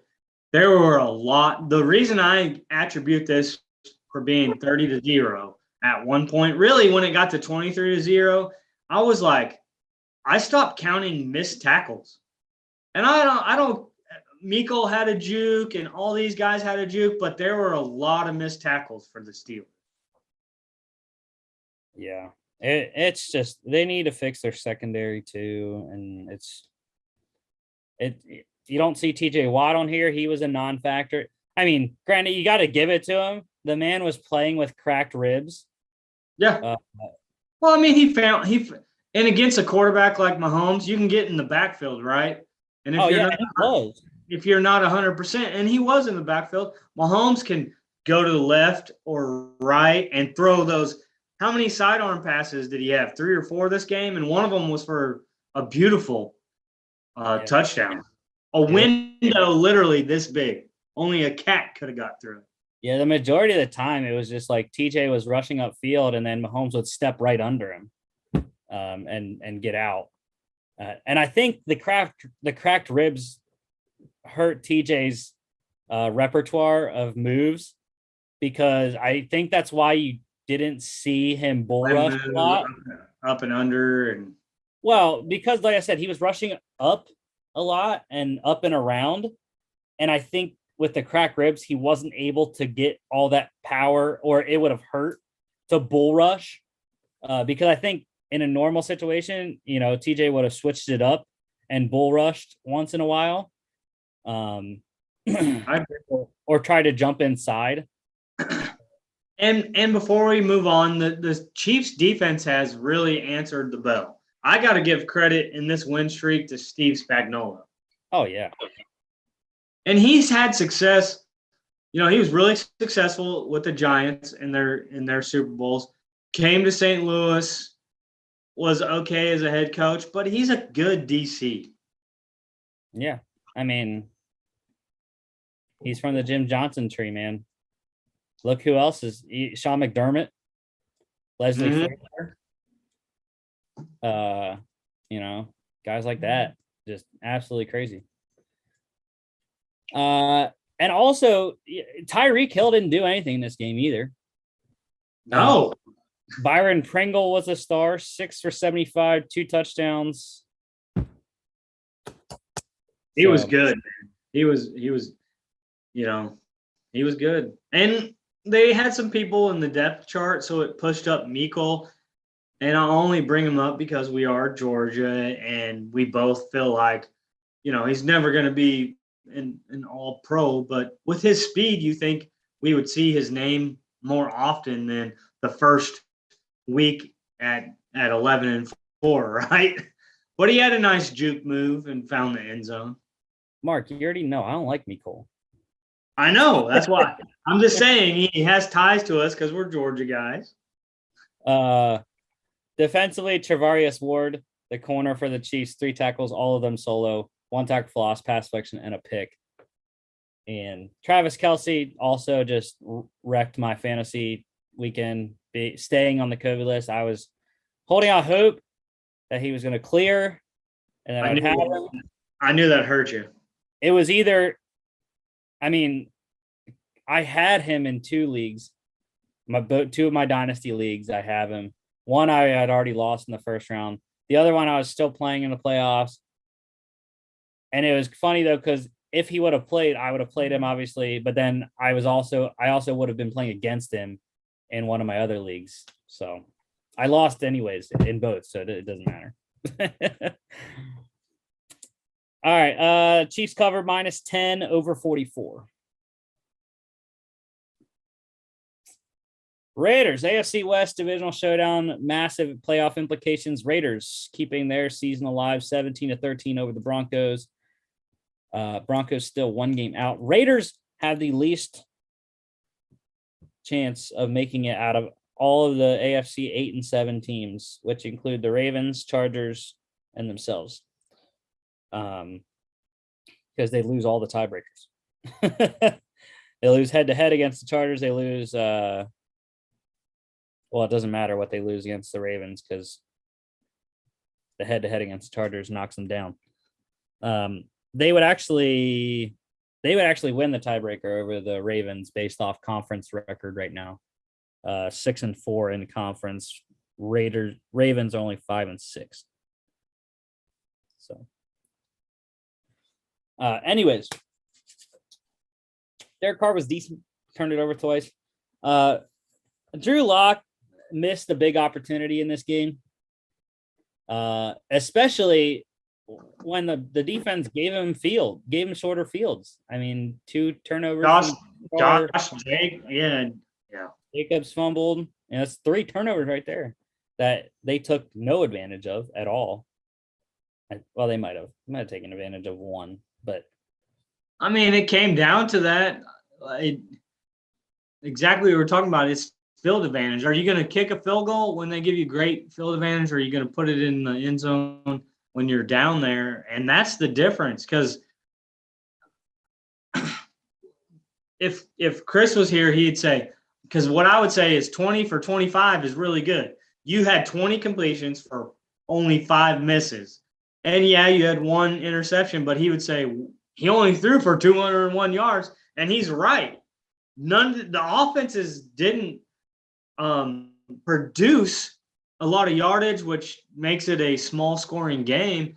And when Josh Jacobs, he cut, 129 yards, they used him as the X factor. But the one big thing is he catches it, turns, boom, fumble, and they don't capitalize in the red zone. And the Broncos had a chance to win this if they would have got that stop. I think it was 4th down, right? It was 4th and 2 or 4th and 4. And Carr finds somebody for 21 yards. Yeah, it was 3rd and 2. 3rd and 2. Sorry. Then you would have to, you could have still went on it on 4th down, but it's 3rd and 2, and they get a 21-yard first down, and all they did was milk the clock the rest of the way. Yeah. I looked at it, and the Broncos converted 2 of the 3 turnovers. They scored 10 points off 3 turnovers in the game. And they could have had 13 points, but Brandon McManus missed a field goal on the second fumble. What was weird, though, I mean, the Raiders defense did a very good job against the running game of the Broncos, which had been humming along. I'm not sure exactly why. I mean, it was just pitiful. You know, Javonte Williams, 7 for 12 yards. And luckily, he scored a touchdown. I mean, saved his fantasy day. Not that helped any. And then Melvin Gordon, I mean, he absolutely just screwed me in my dynasty league, dude. I mean, 7 carries, -4 yards. Yeah. And then luckily, I mean, he caught 1 ball for 4 yards, which canceled out his 4 receiving rushing minus yards. And I got 1 point out of him. I was like, are you kidding me? That's the thing too. Like, how did they only have 38 plays on offense? 22 throws, 16 carries. How did that happen with 3 turnovers? Like, that makes absolutely no sense. Or they had 40. They had 40 total plays. For 158 total yards. I just don't understand how that works. And 16 rushing yards. Or 16 rushing attempts. 18 rushing yards. It's just absolutely ridiculous. It's pitiful offense. Anyways, receiving wise, I was annoyed once again for the second straight week, dude. Like, what happened to Hunter Renfrow? Luckily, he scored. Look, they find him when they need him, but Carr is not going to him the way he's went to him. For me, when they needed a third down conversion, they went to him. Now it's, I know my trusted receiver in the red zone. And I don't know if it was like, well, Darren Waller's been out, and maybe Darren Waller took coverage off of Renfrow. And I 100% believe that. I 100% believe that. And now it's like, well, Moreau is thriving without Darren Waller in there. Brian Edwards was on the COVID list, so he didn't play in this game. Zay Jones isn't on here either, but yeah, I've been disappointed, and Hunter Renfrow screwed me in the fantasy playoffs. So still love you, Hunter. You're still one of my favorite players as one of the small white slot receivers out there in that mold. But I need more, bud. I need more from you. Defensively, I'm going with Max Crosby. He is also one of my favorite players. 3 tackles, all of them solos, 1 sack, 2 tackles lost, and a QB hit. Just crazy. Fifth round pick? I believe it's 5th round. Or no, 4th round pick 2 years ago out of Eastern Michigan. Great find by Mike Mayock. Raiders covered. It was a pick'em and under 41.5. All right, we're not going to spend much time on this game. The Cowboys, I mean, snoozer on Sunday Night Football, 56-14. It was 42-7 at halftime. It was just absolutely ridiculous. And I was annoyed. I had two little 3-leg parlays on this game that I thought were going to hit in the first half. Because Schultz scored, Zeke scored. I got my Cooper receiving yards, but then it screwed me up because my thinking was Cowboys are going to be up, which they were, and then they're going to run the ball. They're going to run it like 40 times and get a lot of yards. So I had Zeke over rushing yards. I had Tony Pollard over rushing yards. Neither happened. I also had Zeke to get 13 carries. I was like, bro, that's like a normal game for him. The man gets 9 carries the whole game, 37 yards. And I tell you what. I mean, yeah. When Zeke found the end zone and they were looking at it and he fell on someone's knee, I was like, it brought me back to the old Cowboys days. Hear me out on this. And you're younger, but their dynasty years in the mid 90s. I mean, that's what I grew up watching before the Rams were in St. Louis permanently. And Emmitt Smith was sweeping out to the side. And you had Michael Irvin, just big receiver going long. You had Jay Novacek. And I'm like, okay, he scores this touchdown. You can use him up the middle. You can go outside. And I thought after the touchdown, what I'm getting back to is he would get more carries. They didn't go back to him. Now, did they need to? No, but when you're up, how are you not running the ball? Yeah, there was absolutely no reason that Dak should have thrown 39 times in this game. What they did is they tried to get him. When your owner comes out and says you're in a funk, I do believe all of us can say that Dak Prescott's in a funk. Jerry Jones' voice. That's not his voice, but whatever. They just gave him the ball and said, here's a game to get you back in your mindset and in your rhythm. That's what they did. Yeah, it was just annoying. Again, I saw no reason for Dak to throw for 39 times in this game.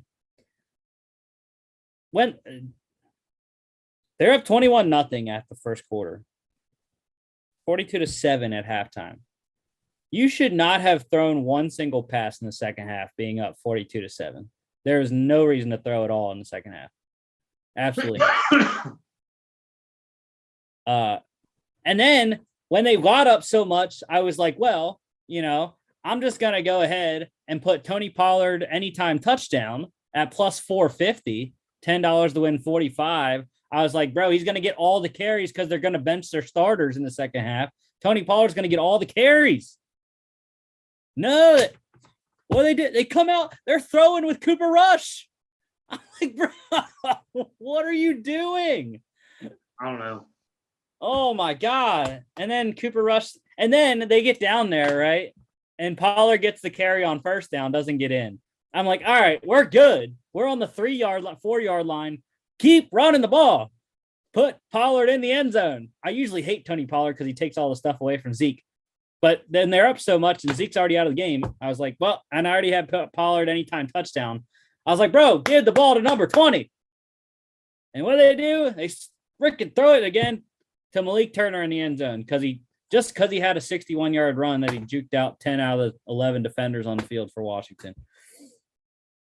God, it's so frustrating. Another thing that's frustrating, betting-wise, normally when the Cowboys are on primetime, and, I like to bet first touchdown score, normally I will go and bet Zeke. And I was thinking about doing that in this game. But I was like, no. Normally when I bet Zeke, it doesn't work out. So I'm going to go and bet a guy with more value, which is what you like to do. Which is what you like to do. It didn't work out either. You gotta look for the value. So I went Dalton Schultz plus 1,000 first touchdown scorer. What happens? He scores the second touchdown. Whoa, come on, dude. Like, you couldn't score the first one, let Zeke score the second one. And the thing is, he got the ball down to the 5-yard line. I know. Zeke scored. It's like, dude, come on. But anyways, yeah, a lot of stats. You can see all of them, or you can. It's pretty. Are you taking the Cowboys serious? No, it's still the Cowboys, and they're playing Washington, who had to come off a Tuesday game. I know. Where they got railed by the Eagles. First off, they get railed again. Their defense is in disarray. Heineke was coming off the COVID list. The one thing I will give the Cowboys is their defense is playing outstanding right now. And they clinched the division before this game because the Falcons and Raiders both won, which clinched them the strength of victory tiebreaker over the Eagles. You know who I don't worry about, though? Go into this game a little bit more free, but you know who I don't worry about? I'm not worried about Dak. I think Dak has handled his business from day one when he came in the league. I think he fell in the lap of the Cowboys. I don't know that he would have been any better in a different system.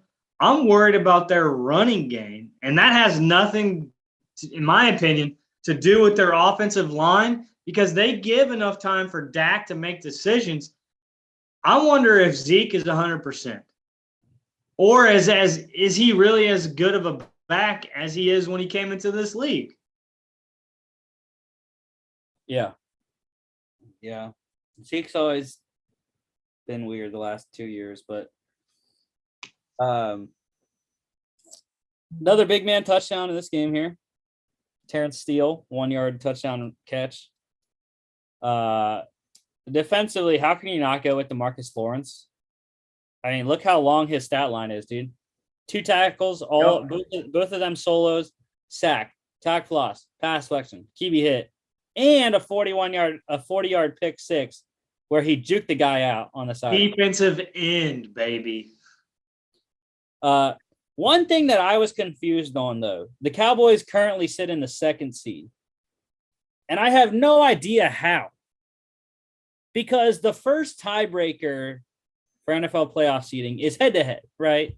The Tampa Bay Buccaneers beat Dallas week 1. The Rams never played Dallas this year, so you can't do head-to-head there. So I just don't understand how the Bucs aren't 2, or the Rams aren't 2, because the Rams beat the Bucs, and the Bucs would be 3, and the Cowboys are 4. Cowboys have had to have a win over someone that the Rams lost to, and it still is. There's still a point differential, which is what people were talking about. No, but the thing that ESPN says is that they win the tiebreaker over LA and Tampa based off conference win percentage, which is the 2nd tiebreaker, as far as I know. So they have more wins against people. They have the best conference record in both conferences. They're 9-1 against the NFC. But you also have to say they play the Giants each more than the Rams and Tampa Bay. Well, they're 5-0 in the division. That's the thing. But again, I still don't get why the Rams aren't 2, the Bucs aren't 3, and the Cowboys aren't 4. It just makes so much sense in my head. Where if you say head-to-head is the first one, even though the Rams and Cowboys haven't played, the Rams still beat the Bucs still beat the Cowboys.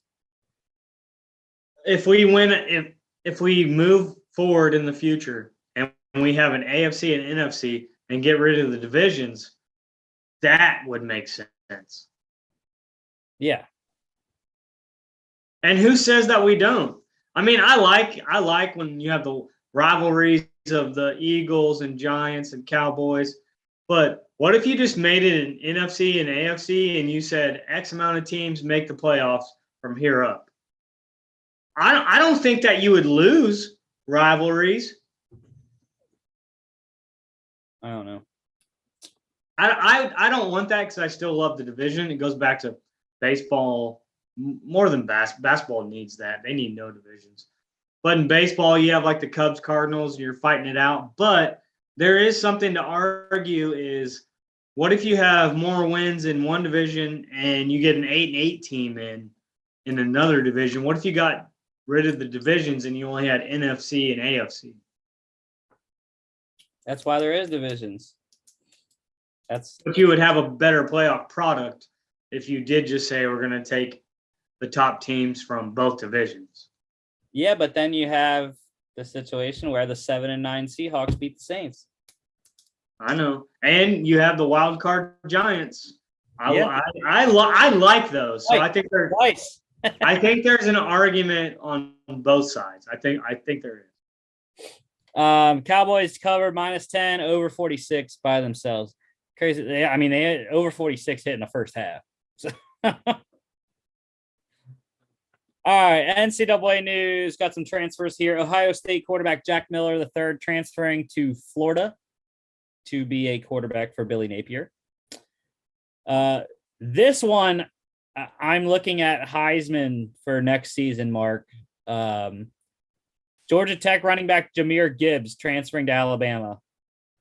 I agree. And someone asked me if he was eligible for the national championship game if they were to go there. And I said, no. No, yeah. You can't transfer and play the same season. Even though they still have Brian Robinson, I have a feeling about Gibbs for some reason. And I don't even know much about him, being that he's at Georgia Tech. Who the hell watches Georgia Tech? But not me. Only when they play Georgia. That's the time I watch them. Great news for Coastal Carolina. Quarterback Grayson McCall is returning for a third year as a starter. Returning to the Chanticleers next season. And I mean, hell, if McCall keeps it up for Coastal, I don't know exactly what the quarterback situation is next year in the draft, but why can't Grayson McCall be a first rounder if not the number one quarterback next year? 100% agree. Just keep doing what you're doing, getting better, putting the school on the map. There's been a lot of quarterbacks, running backs, wide receivers that have came from small schools. Jerry Rice, not a lot of people can name his school. Yeah, I mean, look at this year. I mean, you're gonna have Carson Strong from Nevada up there this year. You had Carson Wentz from North Dakota State, 2017. What about Steve McNair back in the day? Yeah. Was Ty Detmer and Steve Young, was BYU a big name back then? I mean, Coastal Carolina could be like a BYU. Zach Wilson, BYU. Ohio State wide receiver Garrett Wilson, he has officially declared for the NFL draft. And Dan Lanning has gotten a big time hire. Steelers offensive line coach Adrian Clem is heading to Oregon to be the offensive line coach, run game coordinator, and the assistant head coach there. Assistant offensive line coach Chris Morgan is going to take over his duties for the Steelers the last two games. I think that, I mean, we're not going to dwell on it, but I think that's a really good hire for a first-time coach, especially a coach that is leaving the SEC and going all the way out west.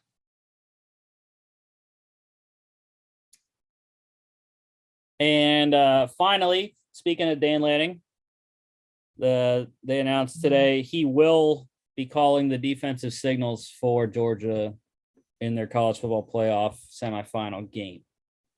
So great to have Dan Lanning one last ride. Hopefully two last rides, right? Let's please, baby. Yes, Jesus, please help us. NFL news here. Starting off, talking about 2022 Giants. Oh, with me, it is cool. It's perfectly cool with me being an Eagles fan. Giants are bringing back head coach Joe Judge and quarterback Daniel Jones for 2022. Good job, bud. Great job. Thank you, John Mara, for another 2 wins next year. I know. I can only laugh because you're an Eagles fan. Like, I don't know what to expect. I'll say one because we always struggle against the Giants for some reason. I don't know why. Except when we were playing Eli Manning, then we just killed the Giants every time because Eli couldn't play the Eagles. Jags, they have started their head coaching search. Like I said, today is the first day for current that you can start interviewing current people on teams. But they are starting their search with 2 ex-head coaches that are not currently on anyone's teams. Former Eagles head coach Doug Peterson and former Colts head coach Jim Caldwell. Both the Jags are interested in interviewing both there. Doug Peterson, obviously, off this year, which has boosted it. It's boosted his candidacy. There's a lot of teams apparently interested in Doug Peterson this year. Jim Caldwell is a weird one. He's been floated around for jobs for the last couple of years, and he just hasn't caught on anywhere. I don't know if it's him denying positions or if I don't think he was a terrible head coach. I mean, you have to look at I guess the win-loss record, but I mean, he won. He had Andrew Luck. That's what I'm saying. He won. I think you look at the administration sometimes that people fall underneath. I think Doug Peterson, look what he did with the Eagles. He lost that locker room, and I do believe that you have to own the locker room to be successful. Not own it, but be trusted and respected and able to inspire professional athletes. But I think he would be a good fit I think he could turn around Trevor Lawrence's rookie year. You could answer it more to me because you're more Philly than I am, but I never thought Philadelphia had a quarterback problem underneath them. Yeah. I don't know. We'll see. I would have liked to see Doug go back and take an offensive coordinator job somewhere this season. See how he does. I agree with what he did, though. I think it was a much needed year off after what went on the last year in Philly. So, and didn't he have success as the OC? Wasn't he in Kansas City? The Chiefs offensive coordinator before Matt Nagy was. And I mean, if I'm Lawrence, I look at that. Here's what I would do if I'm Khan in Jacksonville. I'm bringing Trevor Lawrence into these. You don't have to be in the interviews, but I'm gauging his interest.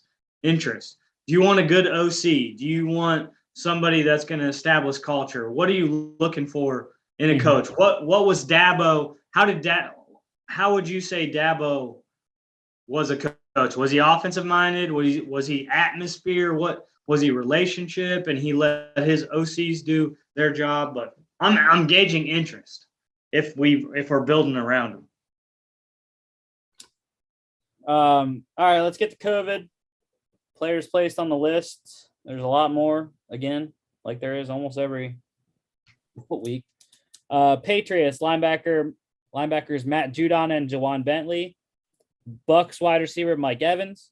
Ravens defensive tackle Justin Matabike and linebacker Justin Houston. Rams left tackle Andrew Whitworth. That happened prior to their game. Same thing with Patriots defensive tackle Dietrich Wise Jr. prior to the Bills game.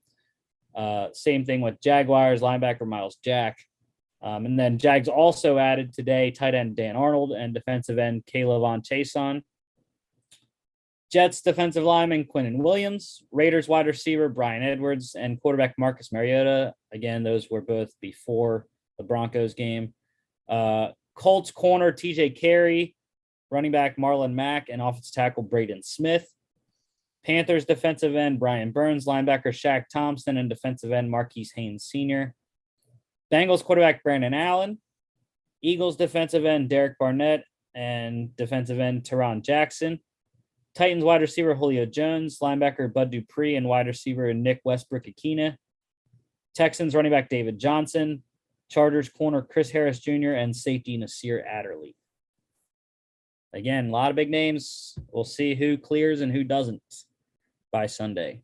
So that's one of the biggest things now every weekend. It's like, well, who's going to play? Who's not? Who's coming off the list and who isn't? Especially when you talk about this weekend. This weekend's big. It's not big for me because I lost last weekend. So big for a lot of people, though. It's fantasy championship weekend, week 17. Usually it would have been last week with the 17-game season, 17-week schedule. 16 game season. Only one notable name activated off the list today. Your boy, Lions quarterback Jared Goff. Yeah, my boy. Someone who is losing a lot of money because of COVID is Bills wide receiver Cole Beasley. He has been fined multiple times. He's unvaccinated. We've known that since like March when he came out and said he wasn't going to be vaccinated. He's been fined multiple times though for COVID violations in the building, to a collective sum of almost around $100,000. So I guess keep paying the fines, Cole. Yeah. All right, injuries, a lot of major ones coming out of this weekend. Jags running back James Robinson done for the year, torn Achilles. Long road back to next season. So, I mean, they'll have two backs, coming off. Luckily for ETN, he got injured in training camp, so at least or the preseason, so at least he's going to be 100% more than likely by the time August rolls around next year. But I don't know. James Robinson, I don't know if he'll be 100 by the time week 1 comes next season. An Achilles. That's a tough injury. Bucs linebacker Shaq Barrett, he has a sprained ACL and MCL. Should return for the playoffs, they said. So more than likely he's done for the last 2 games. Rams running back Darrell Henderson Jr., he has a knee sprain. I was under the impression that it was minor, but the Rams just placed him on IR, which I believe is season ending because that's his second time on IR, right? This year? Yeah. And you can't go on IR more than once in a season. So Darrell Henderson done for the year. It's continuing to be Sony Michel time. Giants offensive tackle Matt Peart, he is done for the last 2 games. He has a torn ACL. Big news out of San Francisco. We know they are 8-7 in the 6th seed right now. It's going to be tough these last 2 games. Jimmy Garoppolo has a chipped bone and a torn UCL ligament in his right thumb. They said he's going to try to play this week. So we'll see. We'll see if it's Garoppolo or Trey Lance. But, yeah. You know what, though? It's all good, San Fran. Start the rookie. We will gladly take the 6th seed. Actually, you know what, though? I wouldn't mind playing the Cowboys in the playoffs 2 weeks in a row. It wouldn't faze me. I'd much rather play the Cowboys knowing who the opponent is, knowing that you've played them 2 times before this year. And what would even make it better is if the Eagles could somehow get in the playoffs and lose to the Cowboys in week 17 and then play the Cowboys again. Because as we know, playing a team for a 3rd time is tough.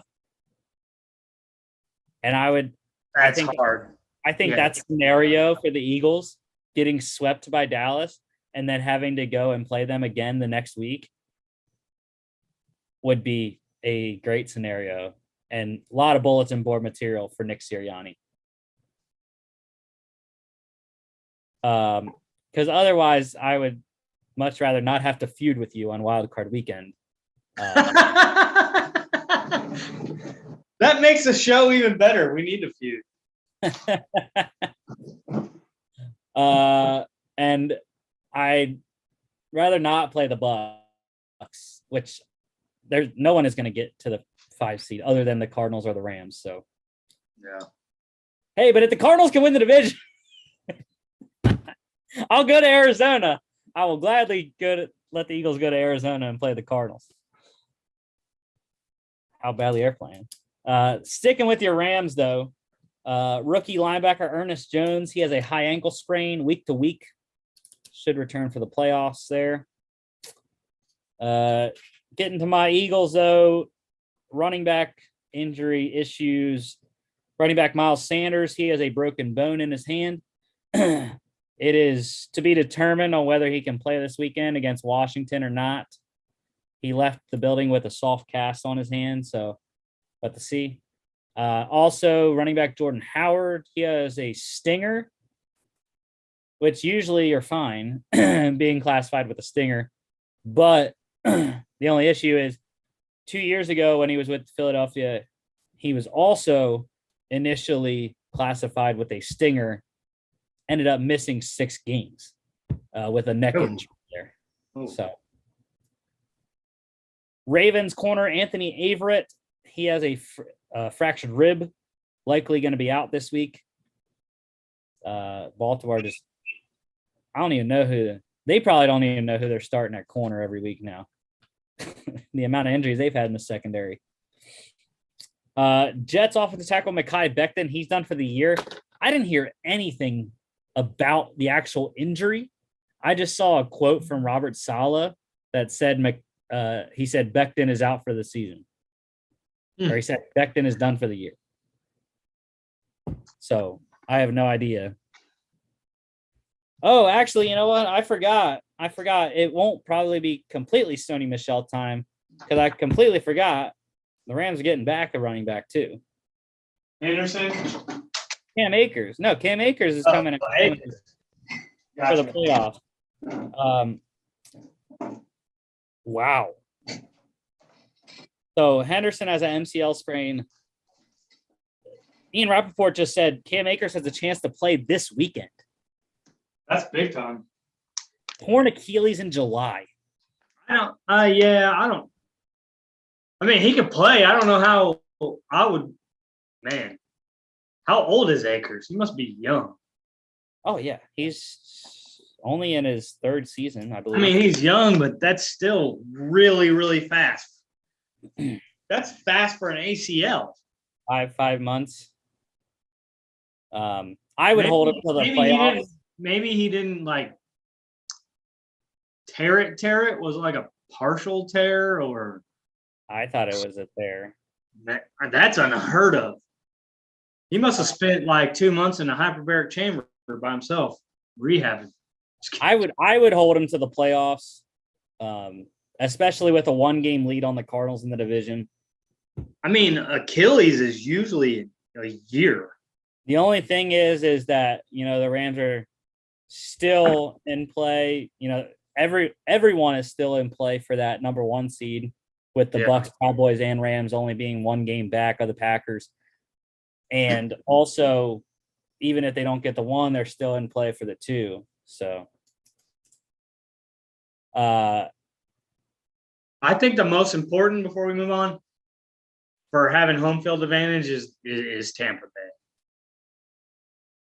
Maybe they won the Super Bowl without it last year, so they did until the Super Bowl. But 100% they did. Maybe then the Packers need it for cold weather. I don't know. Packers most definitely need it. Chiefs running back Clyde Edwards-Helaire, he has a bruised shoulder. He is week to week. Week to week, or I thought I saw that. And then Cardinals, they hosted former Vikings corner Bashaud Breeland today for a visit. So Cardinals trying to get some help on the outside. All right, pick standings. This is not correct. Forgot to calculate those. Might be. Whatever. We'll calculate them and show them sometime. Maybe we'll post them on Instagram. But anyways, yeah. I believe you and Chris might probably still be tied. Maybe. Depending on how the Bulls shook out last week. I don't know. And we had like those 5 games. So I can't even keep up with all the games anymore.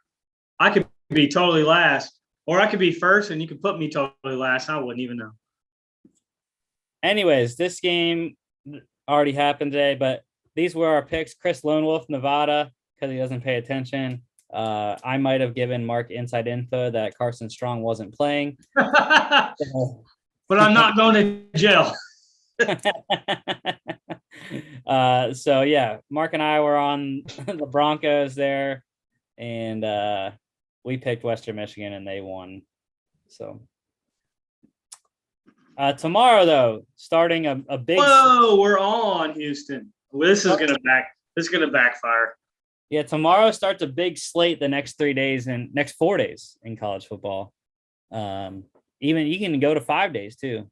New Year's Day's got a lot on it too.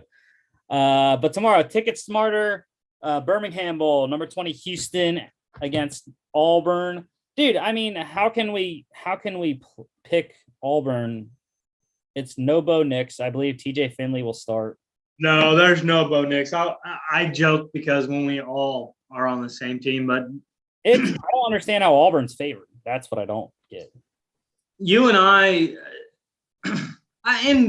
and you can't discredit Chris, but you and I are more on quarterback play. Mm-hmm. And I mean, for me, 8 out of 10 games, 80%, that's pretty good. I would say that quarterbacks win that many games. Maybe Auburn is closer. I mean, it is closer to Birmingham, but Houston travels well from what I have seen from Houston. They have a good booster club. I do like what Auburn's coach has done in the first year, coming all the way from, Boise State down here, but I just don't see how you win this game with no Bo Nix. Are you just going to trample him on defense? You do have a stud at running. When I say stud, he's one of the fastest running backs in the nation. Plus, I didn't know this, but reading the pregame thing, pregame preview, Brian Harsin apparently fired Mike Bobo after the final game. Oh, yeah. Yeah. So they're working with a different offensive coordinator, or I don't know if Harsin's calling the game himself. It's interesting. But Auburn is trying to avoid losing 5 games to end the season for the first time in 71 years. So, and when I say he's done a good job, the SEC is tough. You know that. The SEC and Big Ten are the two best conferences. They can be 1A and 1B or 1-1, whatever. You can argue. I can argue with SEC fans. But he did get off to a hot start, and then he dwindled as the season went. Yeah. Auburn's defense is what will keep them in this game. But I think Houston's defense is also good. And I think Auburn's offense is the weakest part of this game, and I don't think they're going to be able to score enough with Houston. I don't know the answer to this, and you won't either. It's just because I'm doing advertising and marketing and corporate relations with the Rangers now. There's no website called Ticket Smarter. At least I don't. So is it like StubHub and Ticket and all these ticket things together sponsoring this bowl? I know you don't know the answer either. No clue. It is at Ticket Smarter. Birmingham, Alabama. I guess where UAB plays. I'm assuming. They have a new stadium. It's pretty nice. Protective Stadium. That's what it said it was called. It's a new website. Ticket Smarter. Over under is 51.5, and I am going under. Like I said, I think both defense ruled the day in this game. 12 p.m. ESPN. Serve Pro First Responder Bowl. Air Force against Louisville. Of course, Chris is on the Air Force, military school and all. They're going to win it because it's the Serve Pro First Responder. No, I'm just kidding. Yeah. Malik Cunningham. The only thing I need to say about this game. Air Force is very good. I'll give them that. But sort of a neutral site game. It's in Dallas at Gerald J. Ford Stadium. I don't know who plays there. I don't know either, honestly. I can't tell from the picture.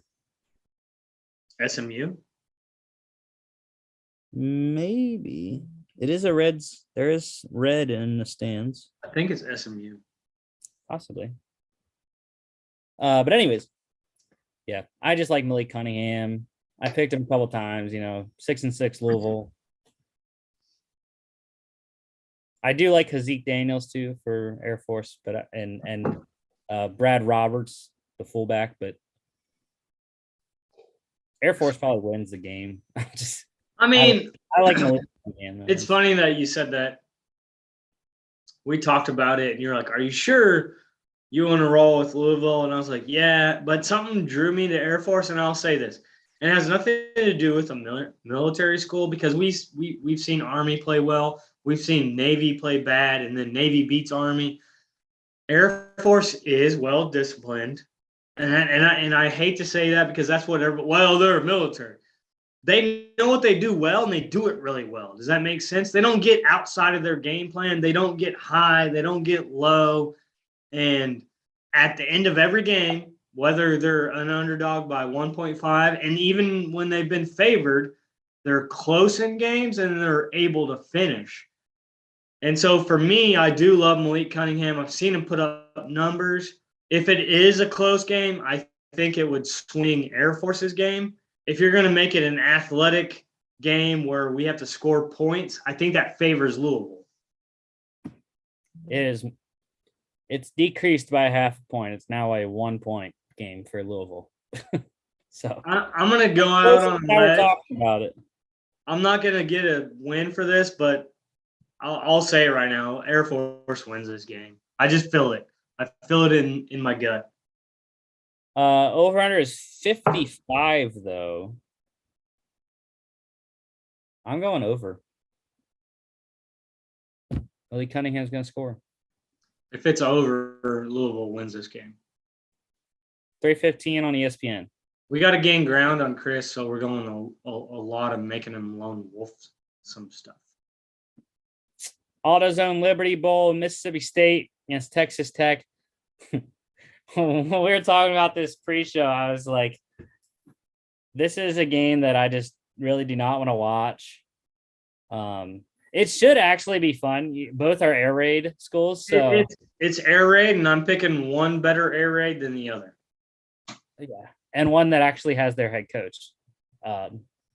Texas Tech using an interim head coach, or I don't know if their new head coach is coaching bowl games. Usually that doesn't happen. So I'm assuming that they have an interim coach for this game. But yeah, I'm rolling with Mike Leach. They've done very well this year. They just came out on some games that didn't work out in their favor. So give me the Pirate. And Will Rogers. Will Rogers has been pretty good at quarterback. Over under is 58.5. Go over, right? We just said both are air raid, so 58.5. We're hitting 60. And Mississippi State's going to score 42 of those points. Touche. 6:45 ESPN. Every game's on ESPN except like 3. Or the ESPN networks.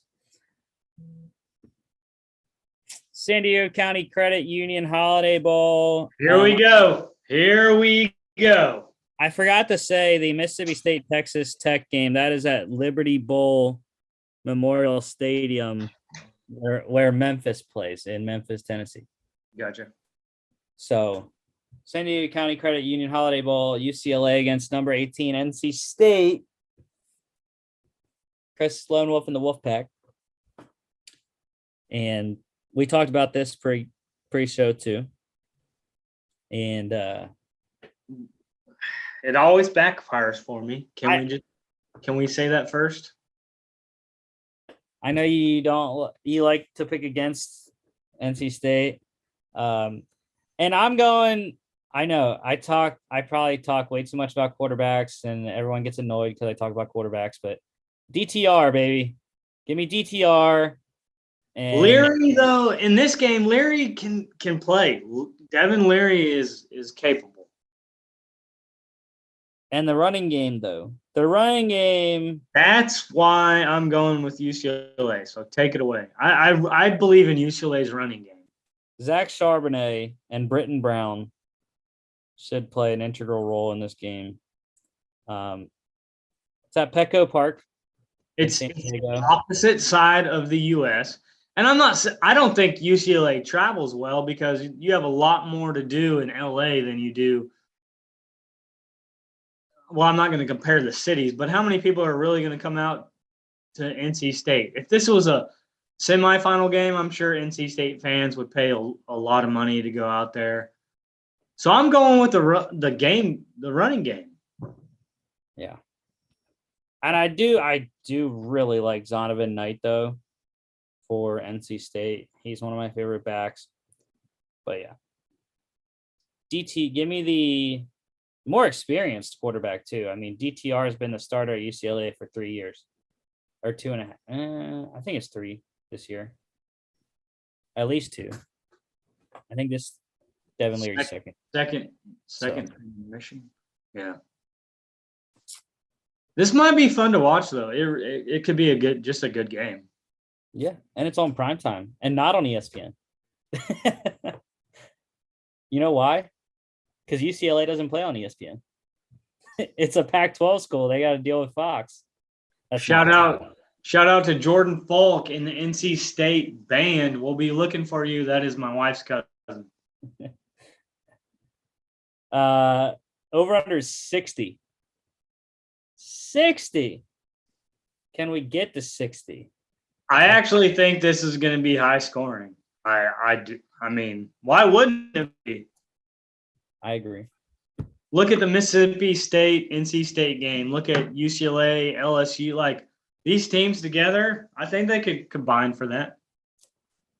8 p.m. on Fox. Last game tomorrow, guaranteed rate bowl, West Virginia against Minnesota again. This is kind of like Mississippi State, Texas Tech. I was like, bro, why should I watch this game? And we're all on the Golden Gophers for some odd reason. Did we pick them because they have a better record? Did we pick them because PJ Fleck? Like, these two teams. You could coin flip all season how they play. Yeah, I think PJ Fleck. Plus, Minnesota's coming off their biggest win of the season, beating Wisconsin to deny Wisconsin a berth in the Big Ten championship. And third, I know, you hate me, quarterback James Morgan has played very well down the stretch for Minnesota. So I'm going with the Golden Gophers. That's why I'm going with Gophers anyways. Plus, we have our friend, Olivia, who is a Golden Gopher fan. So.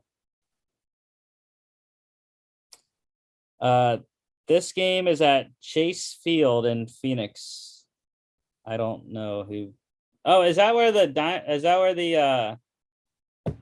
D-backs play? We're at Chase Field. Oh yeah. Yeah. So this is our first baseball. It's got a retractable roof, so it can open and shut. Oh, it better be open. Over under for this one here is 45. 45.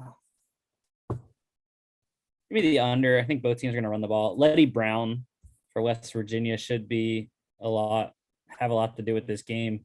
I don't think Neil Brown is going to put Jarrett Daggy in a lot of passing situations. So, yeah.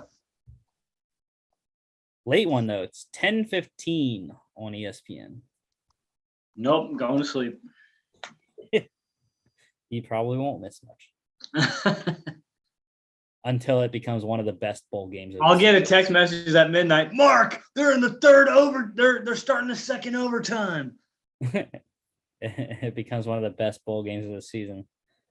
All right. Wednesday, New Era. Let's go. Let's go. We are going to lose this because I thought Virginia Tech was favored. But let's go Fighting Mew Eyes.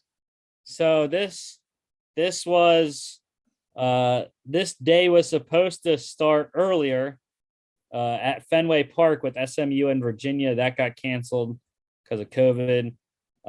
This one at Yankee Stadium, Pinstripe Bowl always is.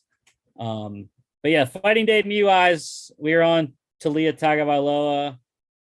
I don't even know, like, Virginia Tech is just in flux. You know, they hired Brent Pry, so it's going to be whoever coaching this game for them. Got to trust in Mike Loxley from Maryland as the head coach here. So give me the Terps. And they have geographic advantage. They're a little bit closer, just a tiny bit. Washington, D.C. or College Park, I should say Georgetown, Washington, D.C. College Park, Maryland, then Blacksburg, Virginia, just a tiny bit. It's literally like probably, I don't know, hour. It's probably more like a 2-hour difference to get from College Park to Blacksburg, I would say. 2.5. Yeah. But yeah, definitely closer to Yankee Stadium than Virginia Tech is. Tiny bit. But this should have a good show up for both fans. Both fan bases should fill out Yankee Stadium. Over under is 55. And I actually like the over. You know, Braxton Burmeister can sling it for the Hokies as well. So I like, give me a shootout at Yankee Stadium. Talia Tagovailoa versus Braxton Burmeister. And I don't both defenses I don't think are that great. So high scoring. 2:15 on ESPN. Everyone's favorite bowl game every year, the Cheez-It Bowl. I know I got a box of Cheez-Its for Christmas. This is true. I have it back here. I might eat some on the show on Friday at your house. Oh, well, yeah, we're going to be right next to each other. I miss those. And I'm actually really stoked to be doing it next to you again. But yeah, number 19, Clemson against Iowa State. We're going against Dabo, man. I don't know that it was against Dabo. It was against the quarterback play that he's had this season, and he lost his best his right-hand man in Brett Venables. Unless maybe I didn't look into the news. He might be coaching this game. Highly doubt it. If he's coaching this game, they probably win. Well, he lost both, though, right? He lost Venables, Elliott. Tony Elliott. Yeah. So Dabo's just going to call all the signals for both sides. No, he moved people up. I do know that he moved with kind of like what Kirby did the last, like with Dan Lanning, and now Dan Lanning's going to Oregon. So I know a lot of people said, "Who are these people?" But I'm sure they learned a lot under some great coach and other great coordinators. Yeah, I'm just going with Iowa State because they've played a lot better of recent. Breece Hall has gotten back on track the last 2 or 3 games of the season, and I think that's going to continue. Even against, we know Clemson is still very good defensively. They showed that against Wake Forest when they shut that offense down. So I think if they can just pound the defense and pound them with Breece Hall all day, and that'll set up the play action for Brock Purdy and Charlie Kohler, the tight end there. So, yeah. And Xavier Hutchinson as well, wide receiver, their number 1 guy there. But the offense of Clemson is just, I don't know how they have 9 wins. That's really why I picked Iowa State. And Iowa State has had their slumps too, but, man, Clemson's offense has been abysmal to watch. It's Yeah, and they're 1.5-point favorites. This one's in Orlando, Camping World Stadium, where absolutely no one plays. Literally no one plays at Camping World Stadium. It's just there. I know exactly where it's at. So yes, I know that's where the Pro Bowl's played, and I know. I don't understand how they have a stadium no one plays there. Like, there's never been a team in Orlando. Nope, and there won't be. There's UCF, but they had the bounce house. It's a different stadium. There's too much to do in Orlando on a Sunday. Yeah. The thing is Clemson's coming in hot. They've won 5. They've turned it around. 5 in a row. They're on a 5-game win streak. To some extent, they've turned it around after the NC State game. I picked them. I picked them to knock off Wake Forest. They're scoring 6 points fewer than Iowa State, and they're allowing 5 points fewer than Iowa State. See who wins. And who gets dumped Cheez-Its on. Who doesn't like Cheez-Its? I don't know. I can tell you 2 people in my life that love Cheez-Its. You got the cheese, you got the salt. What's better? I like the duos though, where you got like the sharp cheddar and the Parmesan together. What about the bacon and cheddar? If you haven't had that, that'll blow your mind. I think I have. I also like the toasted ones. The toasted one, those are really good. Extra toasty, yeah. I know exactly what you're talking about. Over under is 44. I'm going under. I just said Iowa State's giving up 20.5 points per game. Yeah. Clemson's giving up about 15. I agree with you on that one.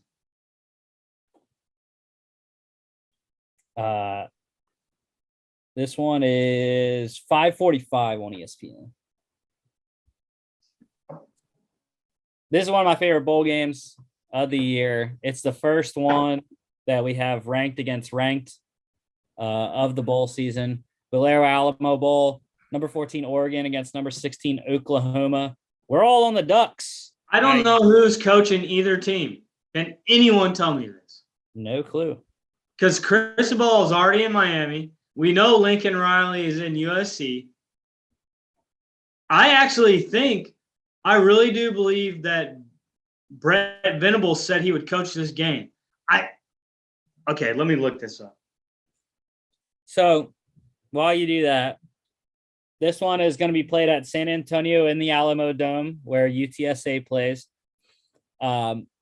Really, I like the Ducks because it's just, at least they still have. I know Thibodeau's not going to play. I am so wrong, not to interrupt. This is going to be Bob Stoops. He's filling in. Why didn't I remember that? I still don't think that's enough to push Oklahoma to a win. Even without Thibodeau on the defense, the Oregon defense is very good. And I think I went the same route. And isn't their running back healthy and playing in this game? Yeah, I think Travis Dye should be playing. Yeah. And he had a big game against Ohio State, and I look for him to have another big game. Yeah. It would be interesting, though, to see what Oklahoma puts together if they do what they were doing down the stretch, which is run the ball too, with Kennedy Brooks, who has 1,000-yard season and 10 touchdowns on the ground as well. Biggest thing for both quarterbacks, whoever turns it over least will win the game. This actually might be a more fun game to watch because of, it's cool that Stoops is coming out and helping, his I don't know if he graduated from there, but it's his alma mater. He won championship there. And then you have Oregon and what's this look like for Dan Lanning coming into it? They have some fun storylines in this game. I'm going to watch it just to see what it looks like to come out of retirement. Yeah, I'll help you. I've got a couple weeks to prepare. Well, you're going to have to stay out. Can you imagine if Oklahoma runs the table? Would this propel someone to call Stoops and be like, please come coach for us, please? I've heard people are interested. I mean, you've heard it through the years, but would it not solidify it even more? And if he was interested, what if Brian Kelly has 2 crappy years? Would LSU say, get on the phone, we're calling Stoops after that bowl game? Over-under is 60. I am going over. Probably. I said Oregon's defense is very good, but this feels like an over game. And Mark, you're gonna have to stay up if you're gonna watch it. 9:15 on ESPN. I'm gonna stay up for this one. All right. Thursday, while I'm driving down to Mark's house. Battle of Carolina, Duke's Mayo Bowl. North Carolina against South Carolina. Ugh. And this one is in Charlotte, I believe, at the Panther Stadium. Yes, Bank of America Stadium in Charlotte. Is this the loser bowl? So, dude, I'm sure they sold this stadium out. It's in Charlotte. How are both fan bases not buying all the tickets they can? Carolina versus Carolina. I mean, how many times do you get this? Not okay. So a state fan told me over Christmas break in Raleigh, this is the loser bowl. And I said, this is closer to the New Year's bowl than what you guys are playing in San Diego. They didn't like what I had to say. And this one is even grosser, though, because people eating mayo, I don't like mayo. So, I mean, on a sandwich, mayonnaise is okay, but your coach is about to get dumped with mayo. Yeah. If I was a coach, I would be like, do not dump that on me, or y'all are running. Y'all are gonna run like hell if we win. Even if we win this game, I don't care. I don't know. I like to win. Dump that on me. I like to win. You could dump a lot of things on me, unless there's a few things I would tell you not to. But mayo, I could take. Does mayo come out though? That is the question. At this level, who cares? I'm throwing those clothes in the trash and taking a shower. They probably smell anyways after that. But to the game, I'm not sure if Howell's playing. I would think he is, with them being a 9-point favorite. I heard on Christmas Eve he was in Raleigh, and I said I need to solidify that. But now that I look at it being -9, he has to be. Yeah, I feel like it would be a lot closer if he wasn't playing. Maybe not. Maybe because they're in my boat and think that North Carolina is so much better than South Carolina that they can beat them by 9, regardless of Howell or not. So I don't know. Like I said, I just think I don't even know who the hell is playing quarterback for South Carolina. So I got to go with the Heels in this game. I don't know. Maybe I'll take the +9. It is said that he intends to play, and said when he said, but he didn't say I am or I'm not. This was 5 days ago. I intend on playing in the Duke's Mayo Bowl. But does that mean that he steps out on Wednesday or tomorrow? I don't know. Yeah, right. Over-under is 58.5. Hell no. Under 58.5.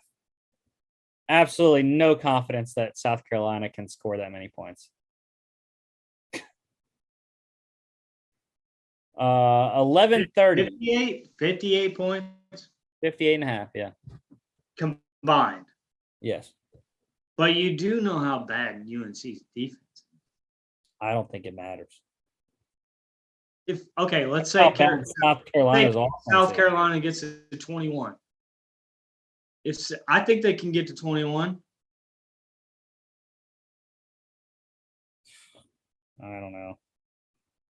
34-21, 31-21.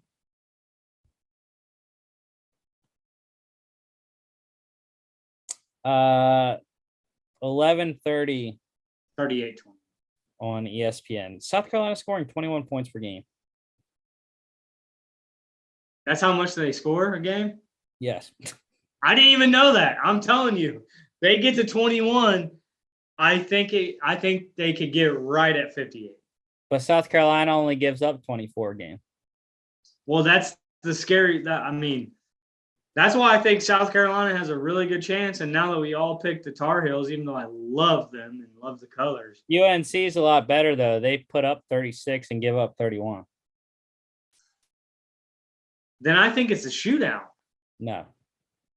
Who's playing quarterback for South Carolina? You don't know.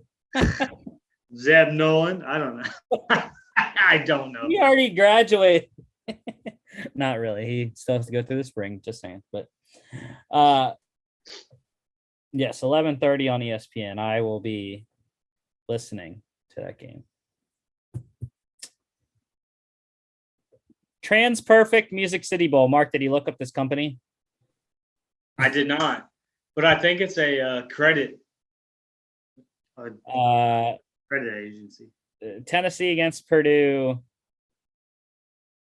I was very shocked that Chris did not take the Vols. And I am just going with David Bell and Aiden O'Connell, the Purdue offense. That's actually crazy. Purdue scores 27.5 points per game. Tennessee gives up exactly 27.5 points per game. So Trans Perfect, I know this has nothing to do, but what I'm researching is it's a business solution, but the number one business solution that they offer is languages. Makes sense. Translation. Yeah. That's where the trans part comes from. Got it. But yeah, I mean, this one's in Nashville, probably at Nissan Stadium where the Titans play.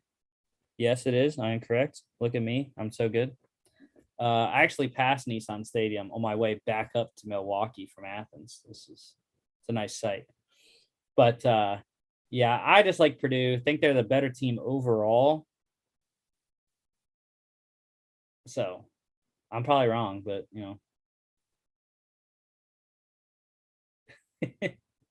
and Tennessee can score points. That's a true statement. Purdue only gives up 20, though. That's the thing.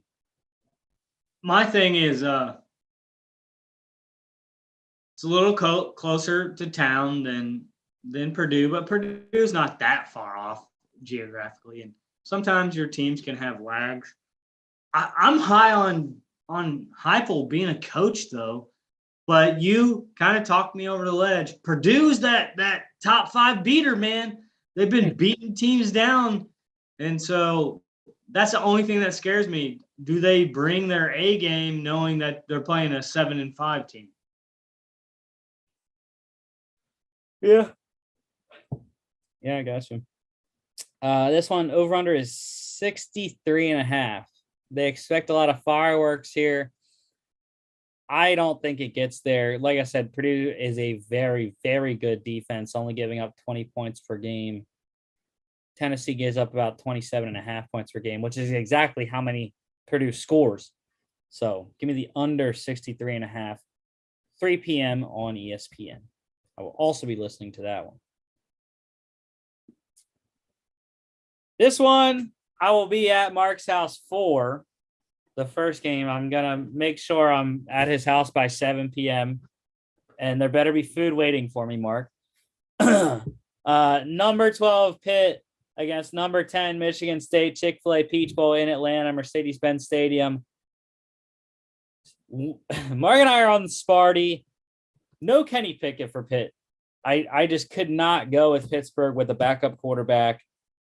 I had to go. Mark told me that no Kenneth Walker for Sparty. I don't think that changes it much. They still have Peyton Thorne playing at quarterback. So I'm going with the Michigan State Spartans instead. The two best players on both teams, I don't think, are playing. But And I have to admit it, I don't know much about Pittsburgh's coach. I know even their quarterback coach that was a tutelage to Kenny Pickett's is going to Scott Frost's staff at Nebraska. So I don't even know if he's there for this game. And so I'm going with Mel Tucker, and who I think is a great coach and defensive minded, and that's why I picked him. Oh, dude, this is a great coaching matchup. Pat Narduzzi and Mel Tucker, fantastic. I know Pat's name. I just haven't followed him through his career like I have Mel Tucker. This should be a low-scoring affair. Pat Narduzzi's known for defense.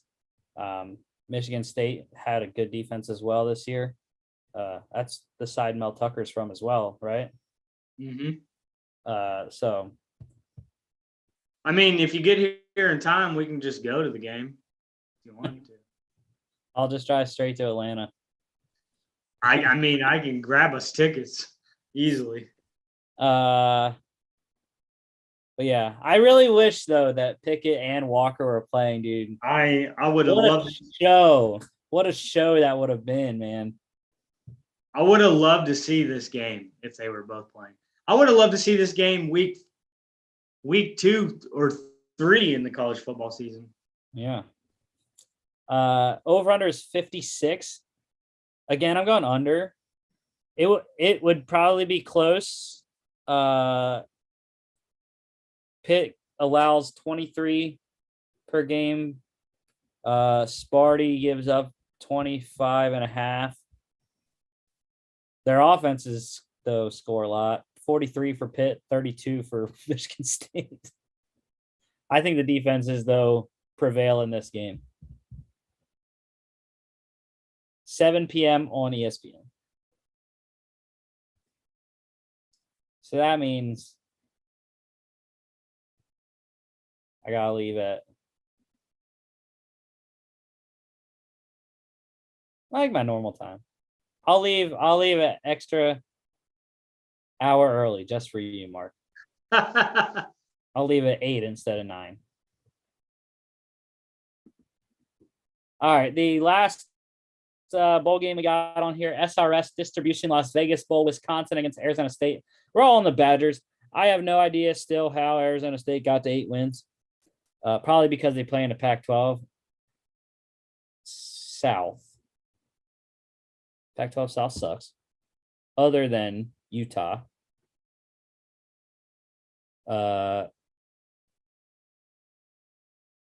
Yeah, I don't know. I guess the top half of both divisions are good.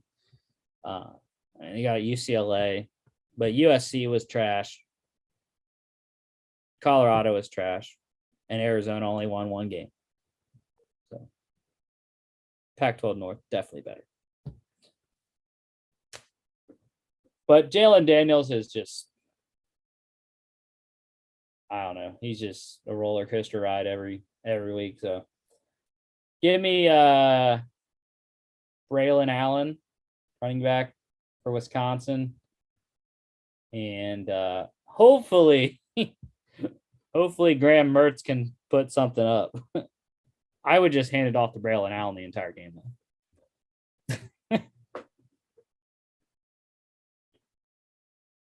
Badgers getting 6 here. Yeah, I mean, I've seen more of the Badgers this season, whether that's Penn State game or Iowa. Or did they play Iowa?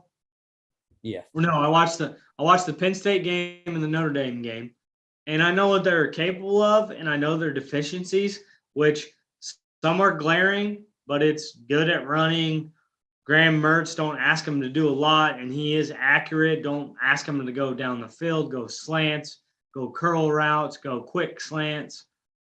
And then you have, on the other side, you have somebody that was a Heisman candidate to start and played his value, in my opinion. And so it's 2 contrasting values. Yeah. I'll also say Wisconsin defense. Really good. Well, that's what, you see that in the Penn State game where it's low scoring and it's physical. Leo Chanel. Chanel is great linebacker for them. Over-under is 42. 42. Under, like I said, the Wisconsin defense, dude. Wisconsin defense rules the day against a so-so quarterback. That's a guy who I don't understand. Or maybe he did. Like I said, I didn't follow all the coaching carousel stuff. If Jim Leonard didn't get any interviews, I don't know why. Jim Leonard is fantastic defensive coordinator.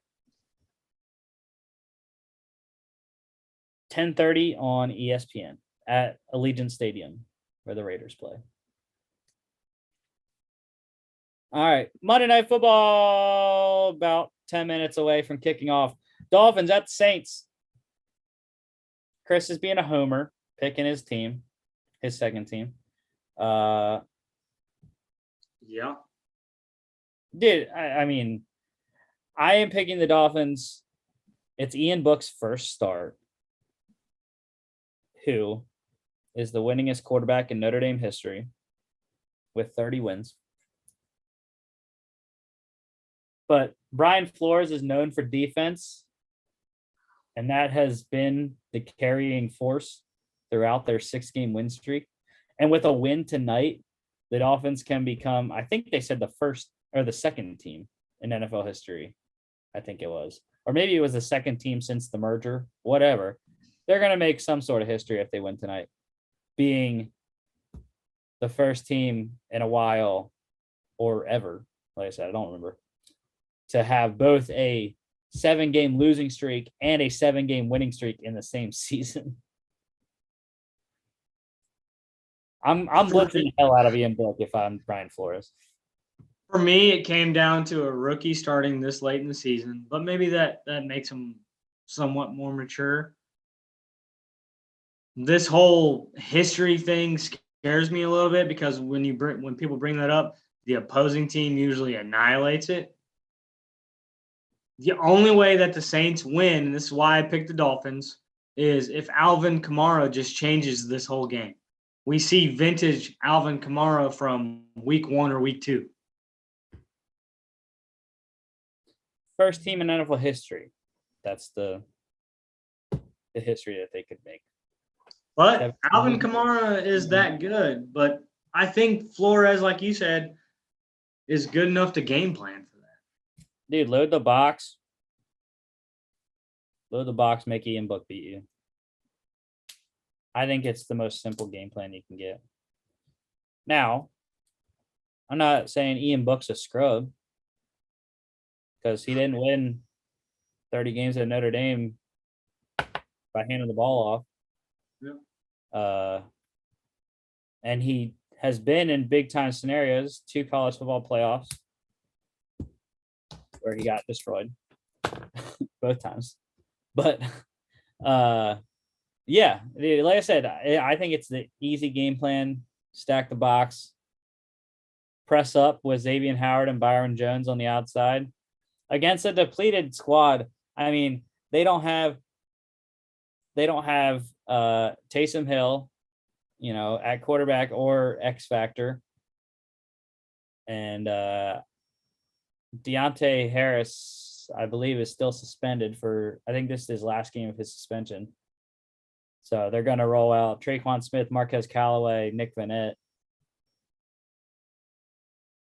I'm blitzing him and blitzing him and blitzing him until he can prove he can stop it or beat it. So I have Dolphins -3. I got to get in my first touchdown score. I forgot to put that in. I got 5 minutes to do it. Who are we on? It's got to be a Dolphin. I'm thinking Devontae Parker. Waddle. What do you think, Jalen Waddle? No, I say that because you need him not to score any. Yeah, but if I win money, Mark, that's better than I'm already gonna lose probably anyways. So lose and lose money or lose and win money? That's a tough one. But anyways, yeah. Over under here. 37.5, dude. That's ridiculous.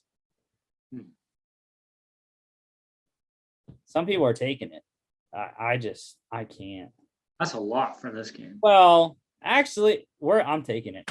I'm rethinking it, and I'm taking it. Rookie quarterback. The Dolphins aren't going to score 38 on the Saints defense. We just saw the Saints defense shut down Tom Brady. So under 37.5.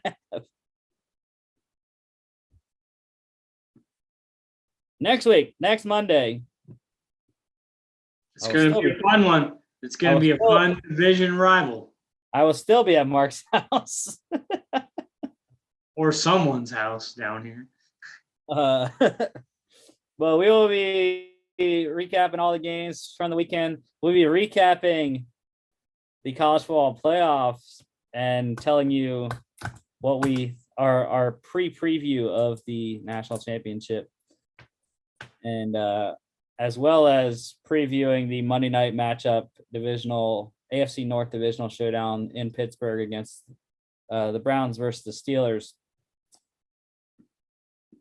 That is our show for the day. It was really long. We talked a lot about just random stuff. There's like 2 games we spent an hour on. Thank y'all for watching. Don't forget to follow us on all our social media at FAA Podcast on Instagram and Twitter. FAApodcast.com is our website. Also, check us out here on YouTube, Facebook, Spotify, Apple Podcasts, and iHeartRadio. Mark, I will see you on Thursday. Early morning show Friday.